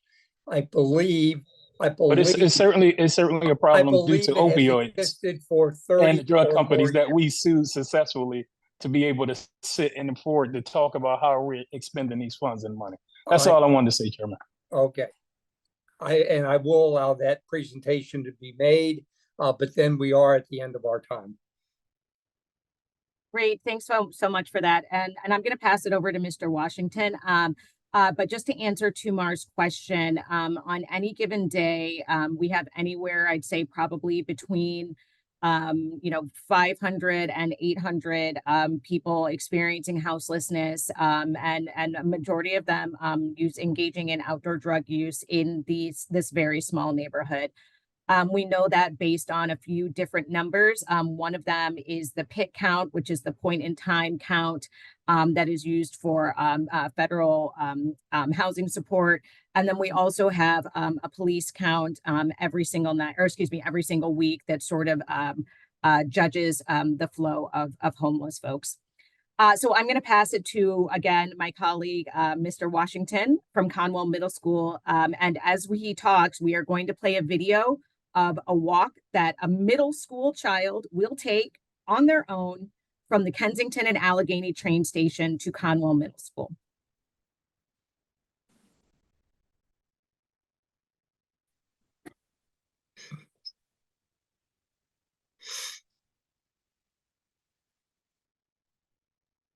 You can go ahead, James. Okay, all right, okay. Well, thank you, everyone, for allowing me to be on this line. Yes, my name is James Washington. I am the climate manager at Conwell Middle Magnet School, one of 3 administrators. I'm going on my 7th year. So discussing with my principal, when she first came to Conwell, there were more than 800 students. I have been there for 7 years. When I got there, there was almost 400 students, and currently we have 120 something students in our school. We have lost some of our student population due to the neighborhood because they don't feel safe, and there are a lot of things going on in our neighborhoods. But I just really wanted to talk about, and Mr. Smith had mentioned some of those things, how people with addiction, are loitering in the streets, sleeping on the sidewalks, injecting themselves with drugs and the trash. But we do get a lot of help and support from our partners who we partners with on a daily basis to take care of some of these things. But the needles and, of course, the human waste that our children have to deal with. We have partnered with, Love Football and Kensington Soccer to beautify our schoolyard, which now we can call it a field now, and our young people have something to look forward to. But I wanted to say this right from the start. Every morning, me and a student, raise and lower the American flag. And what we have to listen to, what we have to see a few feet away are people arguing, people sleeping, arguing about drugs, being injected, by drugs, arguing about where the next hit is coming from. But then also, in the morning time, I try to do my best to get out in the schoolyard, to get our kids into the schoolyard where they can feel safe for about 20 minutes before it's time to go in and eat breakfast and go into their class. But the fact that our students have to be subjected to that, it is really a tragedy. They are resilient, but that doesn't mean that they have to be immune to what is going on in our neighborhoods. And the fact that this is what some of the worst things that had the worst thing that have ever happened to me, and our young people had to experience it, where you have the roving free drug crier pedaling a bicycle and going from one corner to the other and saying that we're giving out freebies. And here we have a parade of people walking past the schoolyard, walking past the school like zombies, and they're going to get a free drug, a free hit. And this is ongoing. And it's something that needs to stop. And I think I'm glad that we're able to at least have an opportunity to get the funding to help with prevention, because we have people like Marikey, organizations like Marikey, to really help out and do what they need to do as far as the mental health piece. But we just need more. Our neighborhood is being cleaned every day by our city, removing the trash. But if we didn't have the resources in our city as far as our sanitation department, it would really look like a war zone. And we don't have the picture, but right at Allegheny and Jasper Street, there was a pile of trash almost a block long as a result of what's going on near our school. And our students have to walk past that. And it's just really a shame that they have to experience this. But you know what? We always say that, we can't control what's going on outside of our building. That's why we do a good job, the best job we possibly can. So when our students enter the building, they're treated to something special. We have 120 students, and we're doing the best we can to supply them. To afford the opportunity for them to to participate in activities and whatever sports we have inside the building to make them feel special. But playing football, I just wanted to wrap it up so we're not going over our time. Thank you so much, Mr. Washington, for describing the conditions in which your children are expected to thrive and do thrive.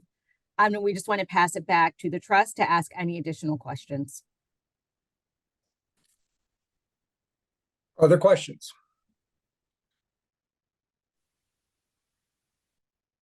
Again, so what you're asking us to do is to, don't take this wrong, Dr. South, okay? I think you were the one that brought up the causation. That what Mr. Worthington, I can't quite see that, I'm sorry, Washington, has described in the neighborhood will be ameliorated because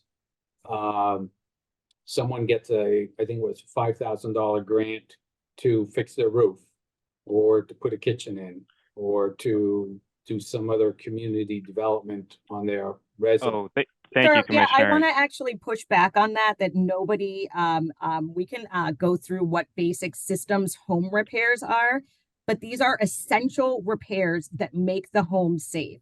That is not somebody getting a new kitchen. No, I'm sorry. I didn't mean to. I'm trying to think of things that it's a roof repair, Commissioner, if I may. Yeah, okay. Sorry. Yeah.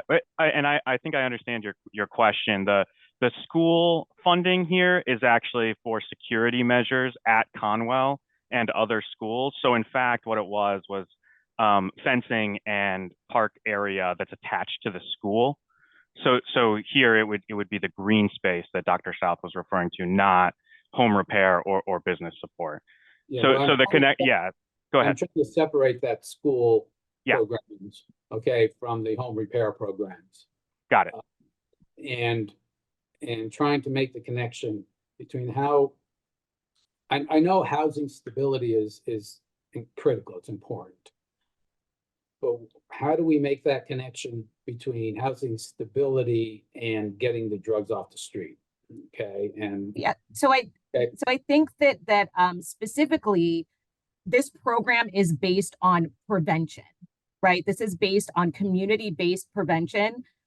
We have other really fantastic teams that are working in the city of Philadelphia to get the drugs off the street, but that is not the purpose of this program. The purpose of this program is to prevent opioid overdose and prevent OUD.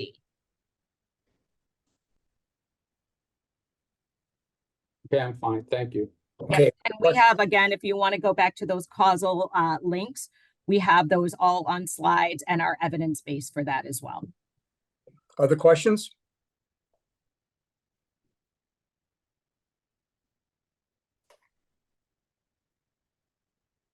Okay, we are somewhat over on our time, but I don't want to cut off any questions if members of the committee have any further questions that they'd like to have answered.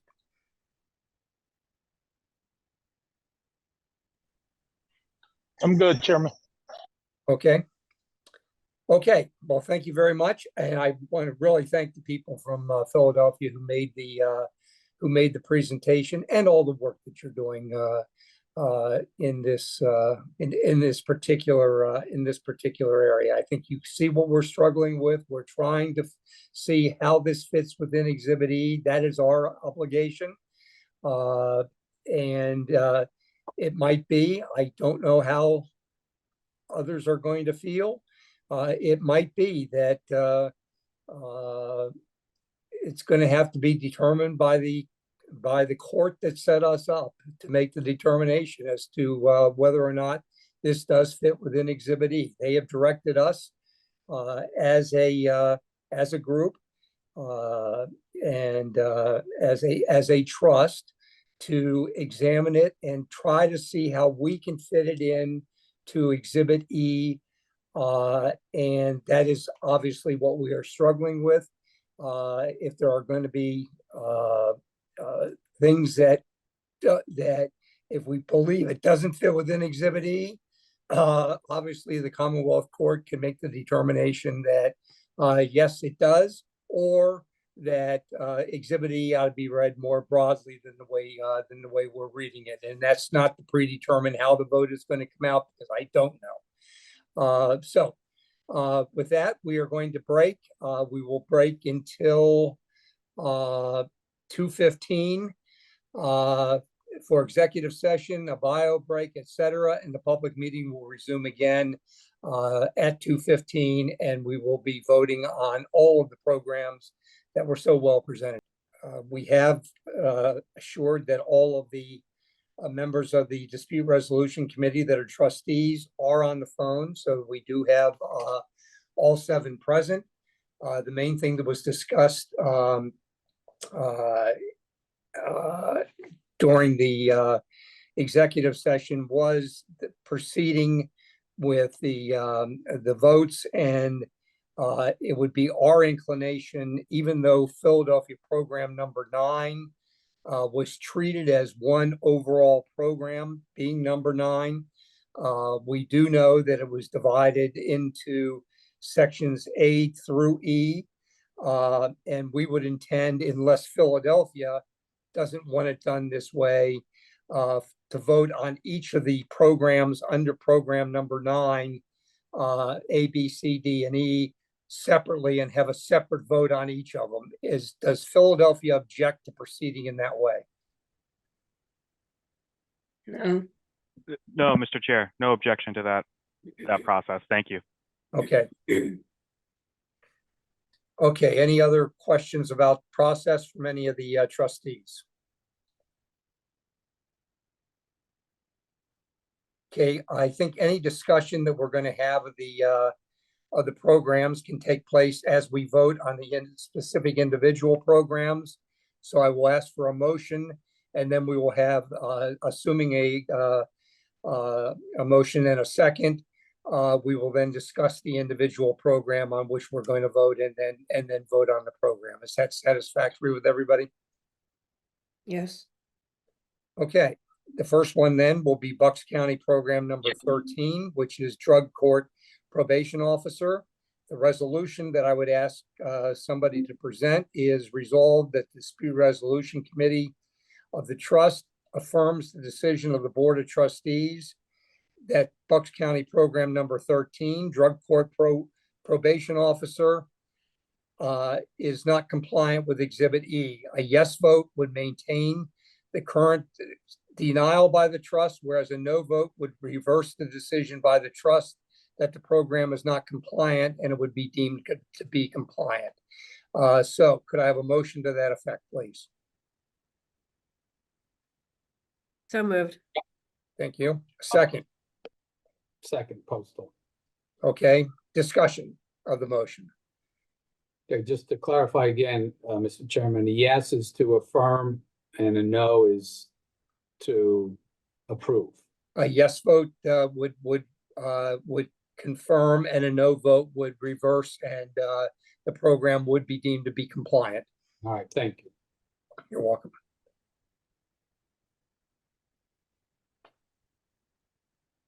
Okay, discussion of the discussion of the motion, or just generally of the Drug Court Probation Officer.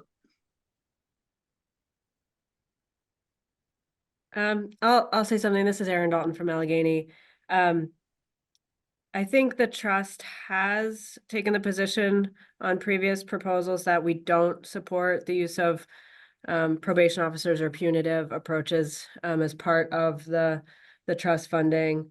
I will say that I'm compelled sort of by the argument that it is part of this evidence-based approach, which the evidence-based part, is consistent under Exhibit E, but just want to acknowledge that my personal sort of opinion about that may be in conflict with the way that the trust has proceeded on previous proposals in the past. Okay, thank you. Shay. Fine. Oh, go ahead. Sorry, somebody else. Much like Aaron said, we have not approved those programs in the past. I think it is still a probation officer, even if it is part of a recovery program. I think at the end of the day, they're still a probation officer, and that's the title that they carry and the actions that they will follow. So I would not be in support of it. I would be in support of, if they really want a case manager or a social worker, that they should add that person to the team. I think the difference in my mind is the specialized training in cases that the individual, the officer would be tasked with. I think the justification that was presented, I think it was by a commissioner that signed it, was that the number of cases are, I'm going by memory, excuse me, 25 versus 50 from a general probation officer. And also it stated that it is non-punitive. I think the other ones, and I have to admit, I don't recall all 100 or whatever we did look at, but the statement that it is non-punitive carries some weight. I do agree that it's better, the title should be, but go ahead. Sorry, Kevin. That's all right. I tend to lean with Shay. I think that the evidence base of the entire drug court system and the proper use of it, and there are different roles. There's a different role between the softer side of Sears and the hardcore accountability piece. And when you start to intermix them, and so I'm going to put an analogy together in my own head. This is how I make sense of this. I have more than 15% of my jail population would qualify under programming of OUD. So therefore, I could make an argument that 15% of my COs salaries could come from this, and I could put them through a specialty treatment or a specialty program that they know how to address and so on. But they're still, at the end of the day, corrections officers. And at the end of the day, we look at the outcomes of the prison, the outcomes of drug court, the outcomes of, and it's not you can't pull one piece of the puzzle out and say, this is what made this evidence-based. This is what makes this work. So in my mind, it's a comprehensive approach, and everyone plays a role and everyone's a piece of that puzzle. And we gotta maintain some clarity as a trust. Otherwise, we will be looking at my prison putting in for that same situation. So that's just my thought process. That's how I think. Sorry. Yeah. Okay, other comments? Discussion? Okay, with that, we will call for a vote, and all of those in favor, and once again, voting in favor, voting aye, means that you are upholding the original decision and that the program would not be compliant. So all in favor, please say aye. Aye. Aye. Opposed? No. Aye. Okay, I think we need a roll call on that because I couldn't quite decipher it. So, and I do not vote unless there is a tie. So, Bree, could you please call the roll? Yes. Tumar Alexander, I vote no. Commissioner Kevin Boozle,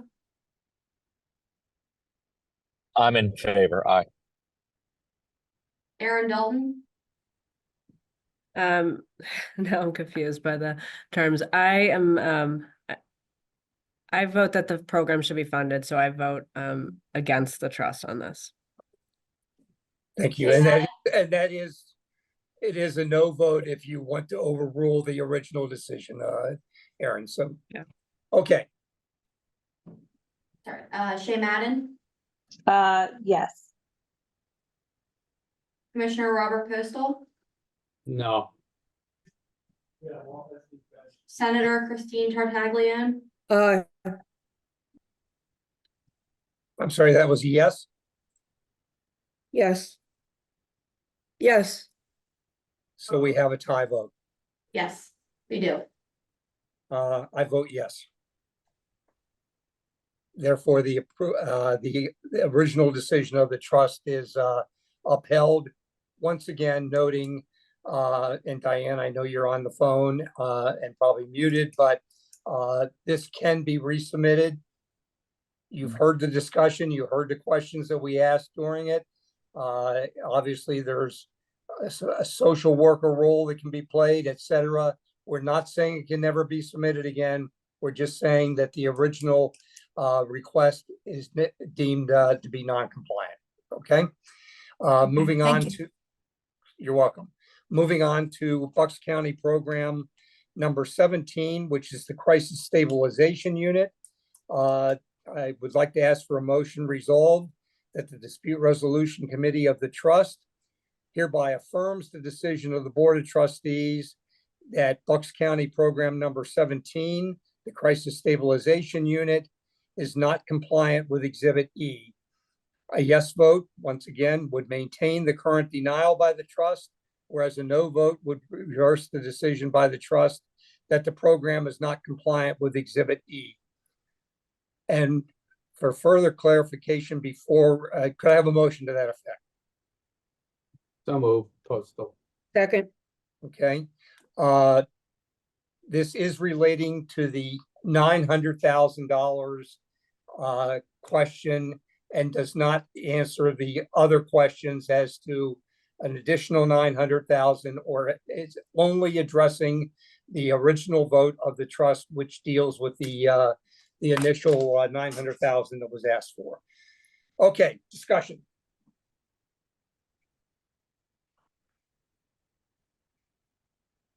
I think we're going to see more of these. I think I said, and I know I have a fiduciary responsibility to the trust, and I'm not speaking as a county commissioner, but we will be seeing these.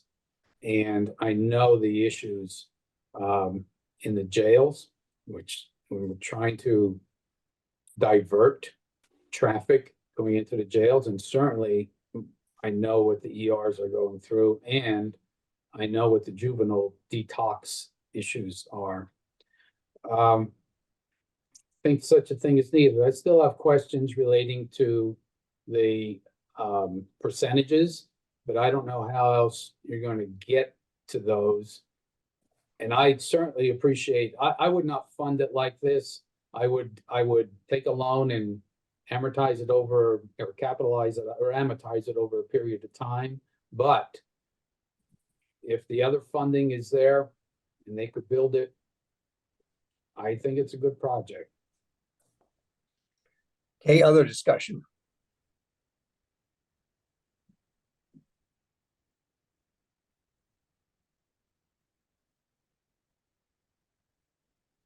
Okay, hearing none. Once again, an aye vote means that we are upholding the original decision of the trust that is not compliant. All those in favor, please say aye. Opposed? No. No. Okay, I hear a unanimous vote on that. So it's 6-0, and the decision is overruled as to the initial 900,000. Diane, congratulations. Thank you so much, everyone. This time I really mean thank you very, very much. Really appreciate it. Thank you for hearing us. Okay, you're welcome. Okay, moving on to Philadelphia. As I said, we are going to vote on each of the sub-programs under program number 9 separately. I would like to clarify one thing that that I said in the prior public meeting, which was as far as what the role of the Commonwealth Court is on this. And that clarification is that although the trust is mandated by the Commonwealth Court to make decisions with regard to whether or not we believe that the program is compliant with Exhibit E, and we have to operate within the confines of Exhibit E. The Commonwealth Court, if they would be hearing this on appeal, they would have the ability to go outside of Exhibit E if they want. They are not bound to make the decision within the confines, so that Philadelphia could be presenting the program as far as whether or not the program as they presented, not that it's compliant with Exhibit E, but whether or not the Commonwealth Court wants to overrule us because they feel it is a program that should just be approved generally, and the use of opioid funds would be allowed. So just so everybody understands what the appeal process would be going forward. With that, I'd like to deal with Philadelphia program number 9A, which is the home repair program. The resolution I would ask to be moved is resolved that the Dispute Resolution Committee of the Trust hereby affirms the decision of the Board of Trustees that Philadelphia program number 9A, home repairs program, is not compliant with Exhibit E. A yes vote would maintain the current denial by the trust, whereas a no vote would reverse the decision by the trust that that particular program is not compliant with Exhibit E. Could I have a motion to that effect, please? So moved, Kevin Boozle. Thank you, Kevin. Second. Opposed? Excuse me. Second. Thank you. Okay, discussion of the motion. Yeah, I want to apologize again for my flippant remark, by the way, because it bothers me. I have an acquaintance that lives in Fishtown, and she goes to a Mexican restaurant somewhere in Kensington. She tells me what the neighborhood is like. And I didn't mean that that you are supporting putting kitchens in. Again, I apologize to the people because I feel bad about that. And anyway, I just need to say that to the good people listening. I just have a hard time making the connection, as I said before, with this particular program and Exhibit E. Okay. Yeah, this is Erin from Allegheny County. I think from my perspective, the county makes the case that the entire neighborhood of Kensington is at risk given the particular situations happening in Kensington. I think they also make the connection between adverse childhood experiences and the evidence around reducing those. I have a similar struggle in trying to connect that directly to the opioid use disorder crisis. And also do have concerns that while the particular situation in Kensington is very different than most places in the Commonwealth, that an approval of these kinds of programs could really open the door to funding all kinds of services with these dollars. Okay. Other discussion? Excuse me. Chair, I just want to thank my fellow trustees. I noticed a lot of work we put in with not only these appeals, but also just with our review of all of the spending that the Commonwealth and the counties are doing. I just want to say to some of the folks on the call, especially community members, while we were deliberating this, there was, I appreciate the conscious effort of the community to be part of the thought process with city government on how to best spend this money. And certainly as the city has demonstrated today, and I think most of us know, Kensington is a unique situation. And to unique situations, I think they require unique solutions. And I put forth just my own perspective. I believe these spending are in accordance with Exhibit E, and I just want to thank these folks for the uniqueness of coming up with this collaborative solution to some of the situations that's going on in Kensington. Thank you. Thank you, Chair. You're welcome. Other discussion? I just echo, but actually both of their remarks. I think Aaron and Tamar have been very point in their remarks, and I just want to kudos to both of them. I do struggle with the fact that it doesn't mirror exactly, but I think that the community has put together a really good effort to show if we're going to circle the problem, you've done that. You've literally pointed it out. It's unfortunate that the Exhibit E doesn't allow us as a trust to just carte blanche kind of let things out of the bag. So, I said early on, I wish there was a way that we could do it by census tract or whatever, but we're still need at this level. My belief system is the trust needs to enforce the fact that we need to be able to point at the evidence as we move forward on somebody has to track it. It can't just be a carte blanche. This whole census block is eligible. There has to be additional information gathered to make it eligible for the Exhibit E. So with that being said, I appreciate everyone's effort as well. Thank you. Thank you, Kevin. Other discussion?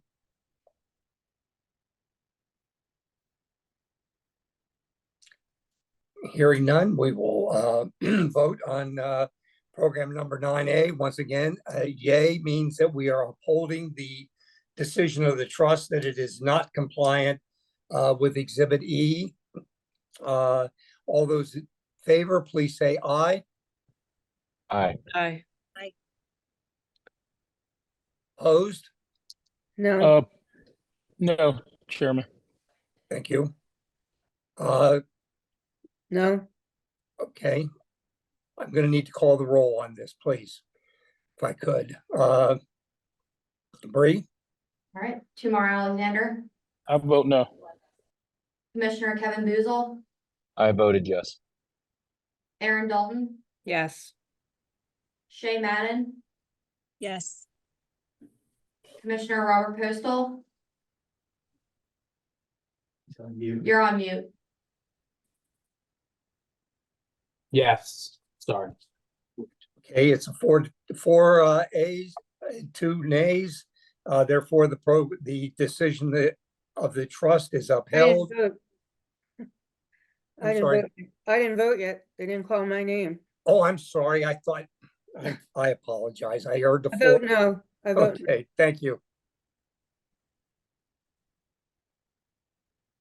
I apologize, Senator. So 4-2, and therefore the decision is upheld. That will move us on to Philadelphia program number 9B, Kensington Residents Rent Relief rent/mortgage relief. The motion I would like to ask for is resolved that the Dispute Resolution Committee of the Trust hereby affirms the decision of the Board of Trustees that the Philadelphia Program number 9B, Kensington Residents Rent Mortgage Relief, is not compliant with Exhibit E. A yes vote would maintain the current denial by the trust, whereby a no vote would reverse the decision by the trust that the program is not compliant with Exhibit E. Okay, discussion. Chairman, You need a motion and a second. I'm sorry, could I have a motion, please? So moved. Thank you. I'll second. Thank you. Sure. Okay, now discussion. And to the extent that people want to discuss, I will assume that comments that you made with regard to the first one do stand. It was presented as one overall program. I don't think we need to discuss each one, but if your views are different with regard to 9B than it was from 9A, please feel free to have that discussion. Well, Mr. Chairman, I would like to point out that this particular program, the way it's described, is targeted.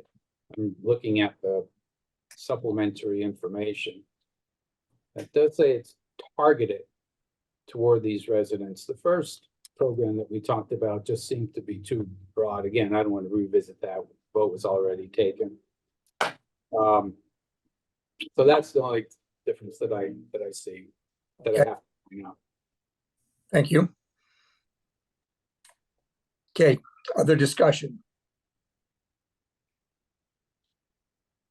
Hearing none, we will vote. Once again, voting aye means that you are affirming that we would affirm the decision of the trust that the program is not compliant. All those in favor, please say aye. Aye. Aye. Opposed? No. Oppose, No. Chairman. And I didn't hear one of the votes, so we're going to have to call the roll, please. If you would call the roll, Bree. Lamar Alexander, Bree, I oppose. Commissioner Kevin Boozle, Yes. Aaron Dalton, Yes. Shay Madden, No. Commissioner Robert Postal, No. Senator Christine Tartaglione, No. Okay, the vote is 4-2, and that program will be reversed, and therefore the Philadelphia program number 9B, which is the residence rent relief, mortgage relief, will be deemed to be compliant with Exhibit E. Moving on to Philadelphia County program number 9C, parks improvements. The resolution I would like to have so that we can have the discussion is resolved that the Dispute Resolution Committee of the Pennsylvania Opioid Misuse and Addiction Abatement Trust hereby affirms the decision of the Board of Directors that Philadelphia program number 9C, parks improvements, is not compliant with Exhibit E. A yes vote would maintain the current denial by the trust. A no vote would reverse the decision by the trust. Discussion, please. You need a motion. I'll make the Can I motion. have the motion, please, first? Second. Okay. If Commissioner Boozle made that motion. I did. Thank you. All right, second. Okay, discussion. Yeah, first, I'm going to discuss this, I guess. I didn't like the title Parks Improvements because to me, I'm going to insult somebody again, I'm sure, but that, to me, that means playground equipment, but that's not what the further description states. And I wish that it would be clearer with educational programming. I'm just going to read the list: park events, programming, capital improvements, administrative costs. I wish it would be clear, and I hope that the partners do the programming and the events that lead to or at least address the list under Part G, prevent misuse of opioids. I'm reading into that. I'm not telling you what to do, but I'm given some doubt here because of that. I think park improvements was not a good title for this, but programming is. So that's all I have to say. This is Erin from Allegheny County. I think, this is the place where the evidence, including causal evidence, was presented the most clearly, I think, from Philadelphia, and how it relates to the actual use of those spaces, which, to my understanding of the presentation, is currently supporting drug use, potentially moving to something that supports, much more pro-social uses of the space, back to their kind of typical uses of parks. So anyway, I just wanted to note that I think this is the place where Philadelphia presented the most strongest evidence. Okay. Other discussion? Hearing none, we will vote. All those in favor of Philadelphia program number 9C, parks improvements. Once again, a yes vote, meaning that you would maintain the current denial by the trust. Everybody say aye, or if you're opposed, we will say nay. So all the ayes, please. Nay?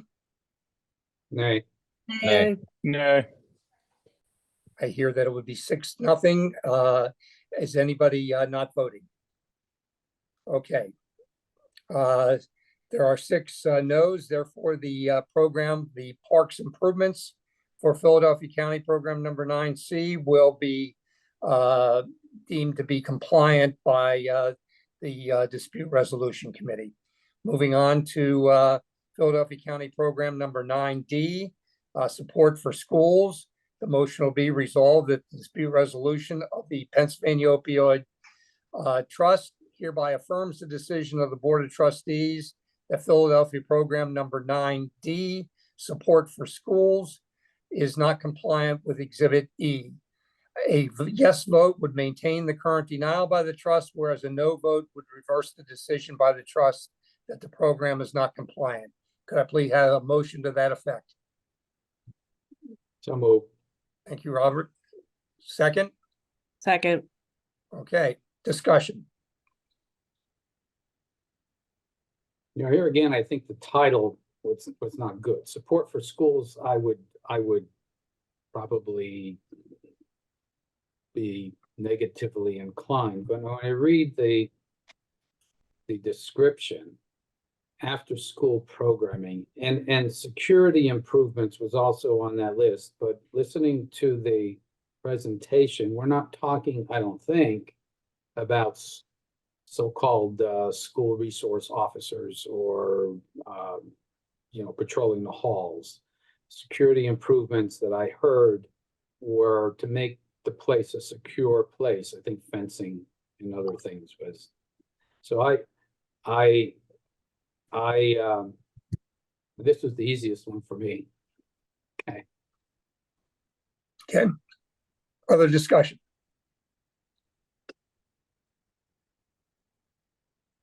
Hearing none, we will vote. All those in favor of Philadelphia program number 9D, support for schools, please say aye. Aye. Opposed? No. Opposed. No. Okay, I need a roll call on this, please. Bree? Tamara Alexander, Opposed. Commissioner Kevin Boozle, Yes. Aaron Dalton, No. Shay Madden, No. Commissioner Robert Postal, No. Senator Christine Tartaglione, No. Okay, the noes have it by a 5-1 vote. Therefore, the program support for schools, Philadelphia program number 9D, will be deemed to be by this group to be compliant with Exhibit E. Moving on to the last Philadelphia program number 9E, small business support, capacity building. I'd like to have a resolution resolved that the Dispute Resolution Committee of the Pennsylvania Opioid Trust hereby affirms the decision of the Board of Trustees that Philadelphia County Program 9E, small business support, is not compliant with Exhibit E. A yes vote would maintain the current denial by the trust, whereas a no vote would reverse the decision by the trust that the program is not compliant with Exhibit E. Can I have a motion to that effect, please? I'll So move. moved, Kevin. Second, Postal. Okay. So we have a motion and a second to this program. Discussion.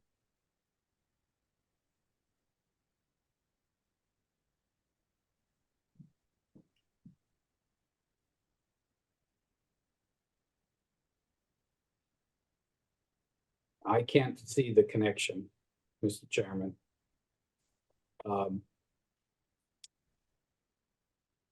I've tried, but I just can't see it. Okay.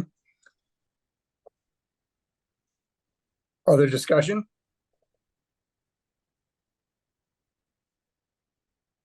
So Robert, just so I can be clear, you're deeming it then to be in much the same category as the home repairs program? When the vote happens, yes. Okay, no, I'm just asking what Yeah. your comment was directed at. Yes, okay. I'm jumping in, and I'm just jumping in with a small point of clarification. Commissioner Postal, this is actually this support kind of directly links to the reference of your colleague who lives in Fishtown, who goes by one of these places that's situated in the epicenter of the Kensington, what used to be the Kensington corridor. I believe this work, and one thing I'm gonna say, there wasn't a whole lot of conversation on this because we got into a lot of conversation about the other pieces. So I don't think the city got a good chance to accurately sort of flesh this out. But in essence, and we've all read the reports and saw this when it initially came, and then a couple of times we've been looking at it. But this is just support to try to invigorate the vacant business corridor that's all a part of this community. And I think the community believe it ties in with schools, parks, homes, and then certainly that it just goes in more so to the evidence of the built environment. And I just wanted to say that, but I couldn't help not that restaurant, which is I'm told world famous. I've probably been in there twice and got yelled at. I got a good meal, but I got yelled at a lot around the conditions. So yeah, I just wanted to point that out to you. Thank you. Yeah, well, she's going to take me when I get down there, but and I'm an economic development guy too, Mara, as you know. I've done a lot of business development. I think making the connection necessarily that there's going to be vacant lots or buildings are going to be taken down. A business goes out of business every day. Other businesses come in. Again, we don't need to debate this. I can't make the connection between opioid settlement funds and business development, I guess. And I do not have a vote, but I would say that my view is, and I read the entirety of the part of Exhibit E that I think was relied upon, and I do not see how it fits in. And to me, this does not fit within Exhibit E, and it would take a higher authority to authorize this with opioid funds. Other discussion?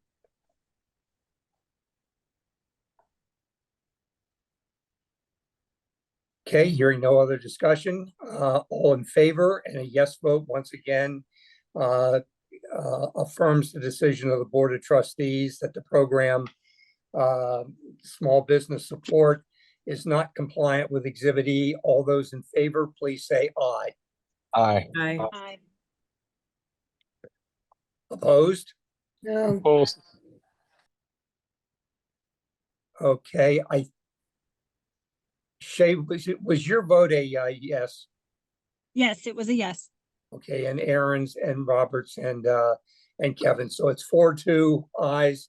The program is we are maintaining the denial by the trust and therefore the program is deemed not compliant. Okay, is there any other discussion to come before the group today? We are going to have one other appeal period, or one other date for appeals. We have one appeal that has been filed, and there are others that still have time to file an appeal if they wish. So we will be scheduling that at a time when we see just how many and when the time to appeal has expired, and we will set the final date for public hearings for the last several appeals that we may have. With that, any new business to come before the trust? Hearing none, motion to adjourn? So moved. Opposed? Thank you all very much. Appreciate it. Thank you, everyone. Thank you for your time.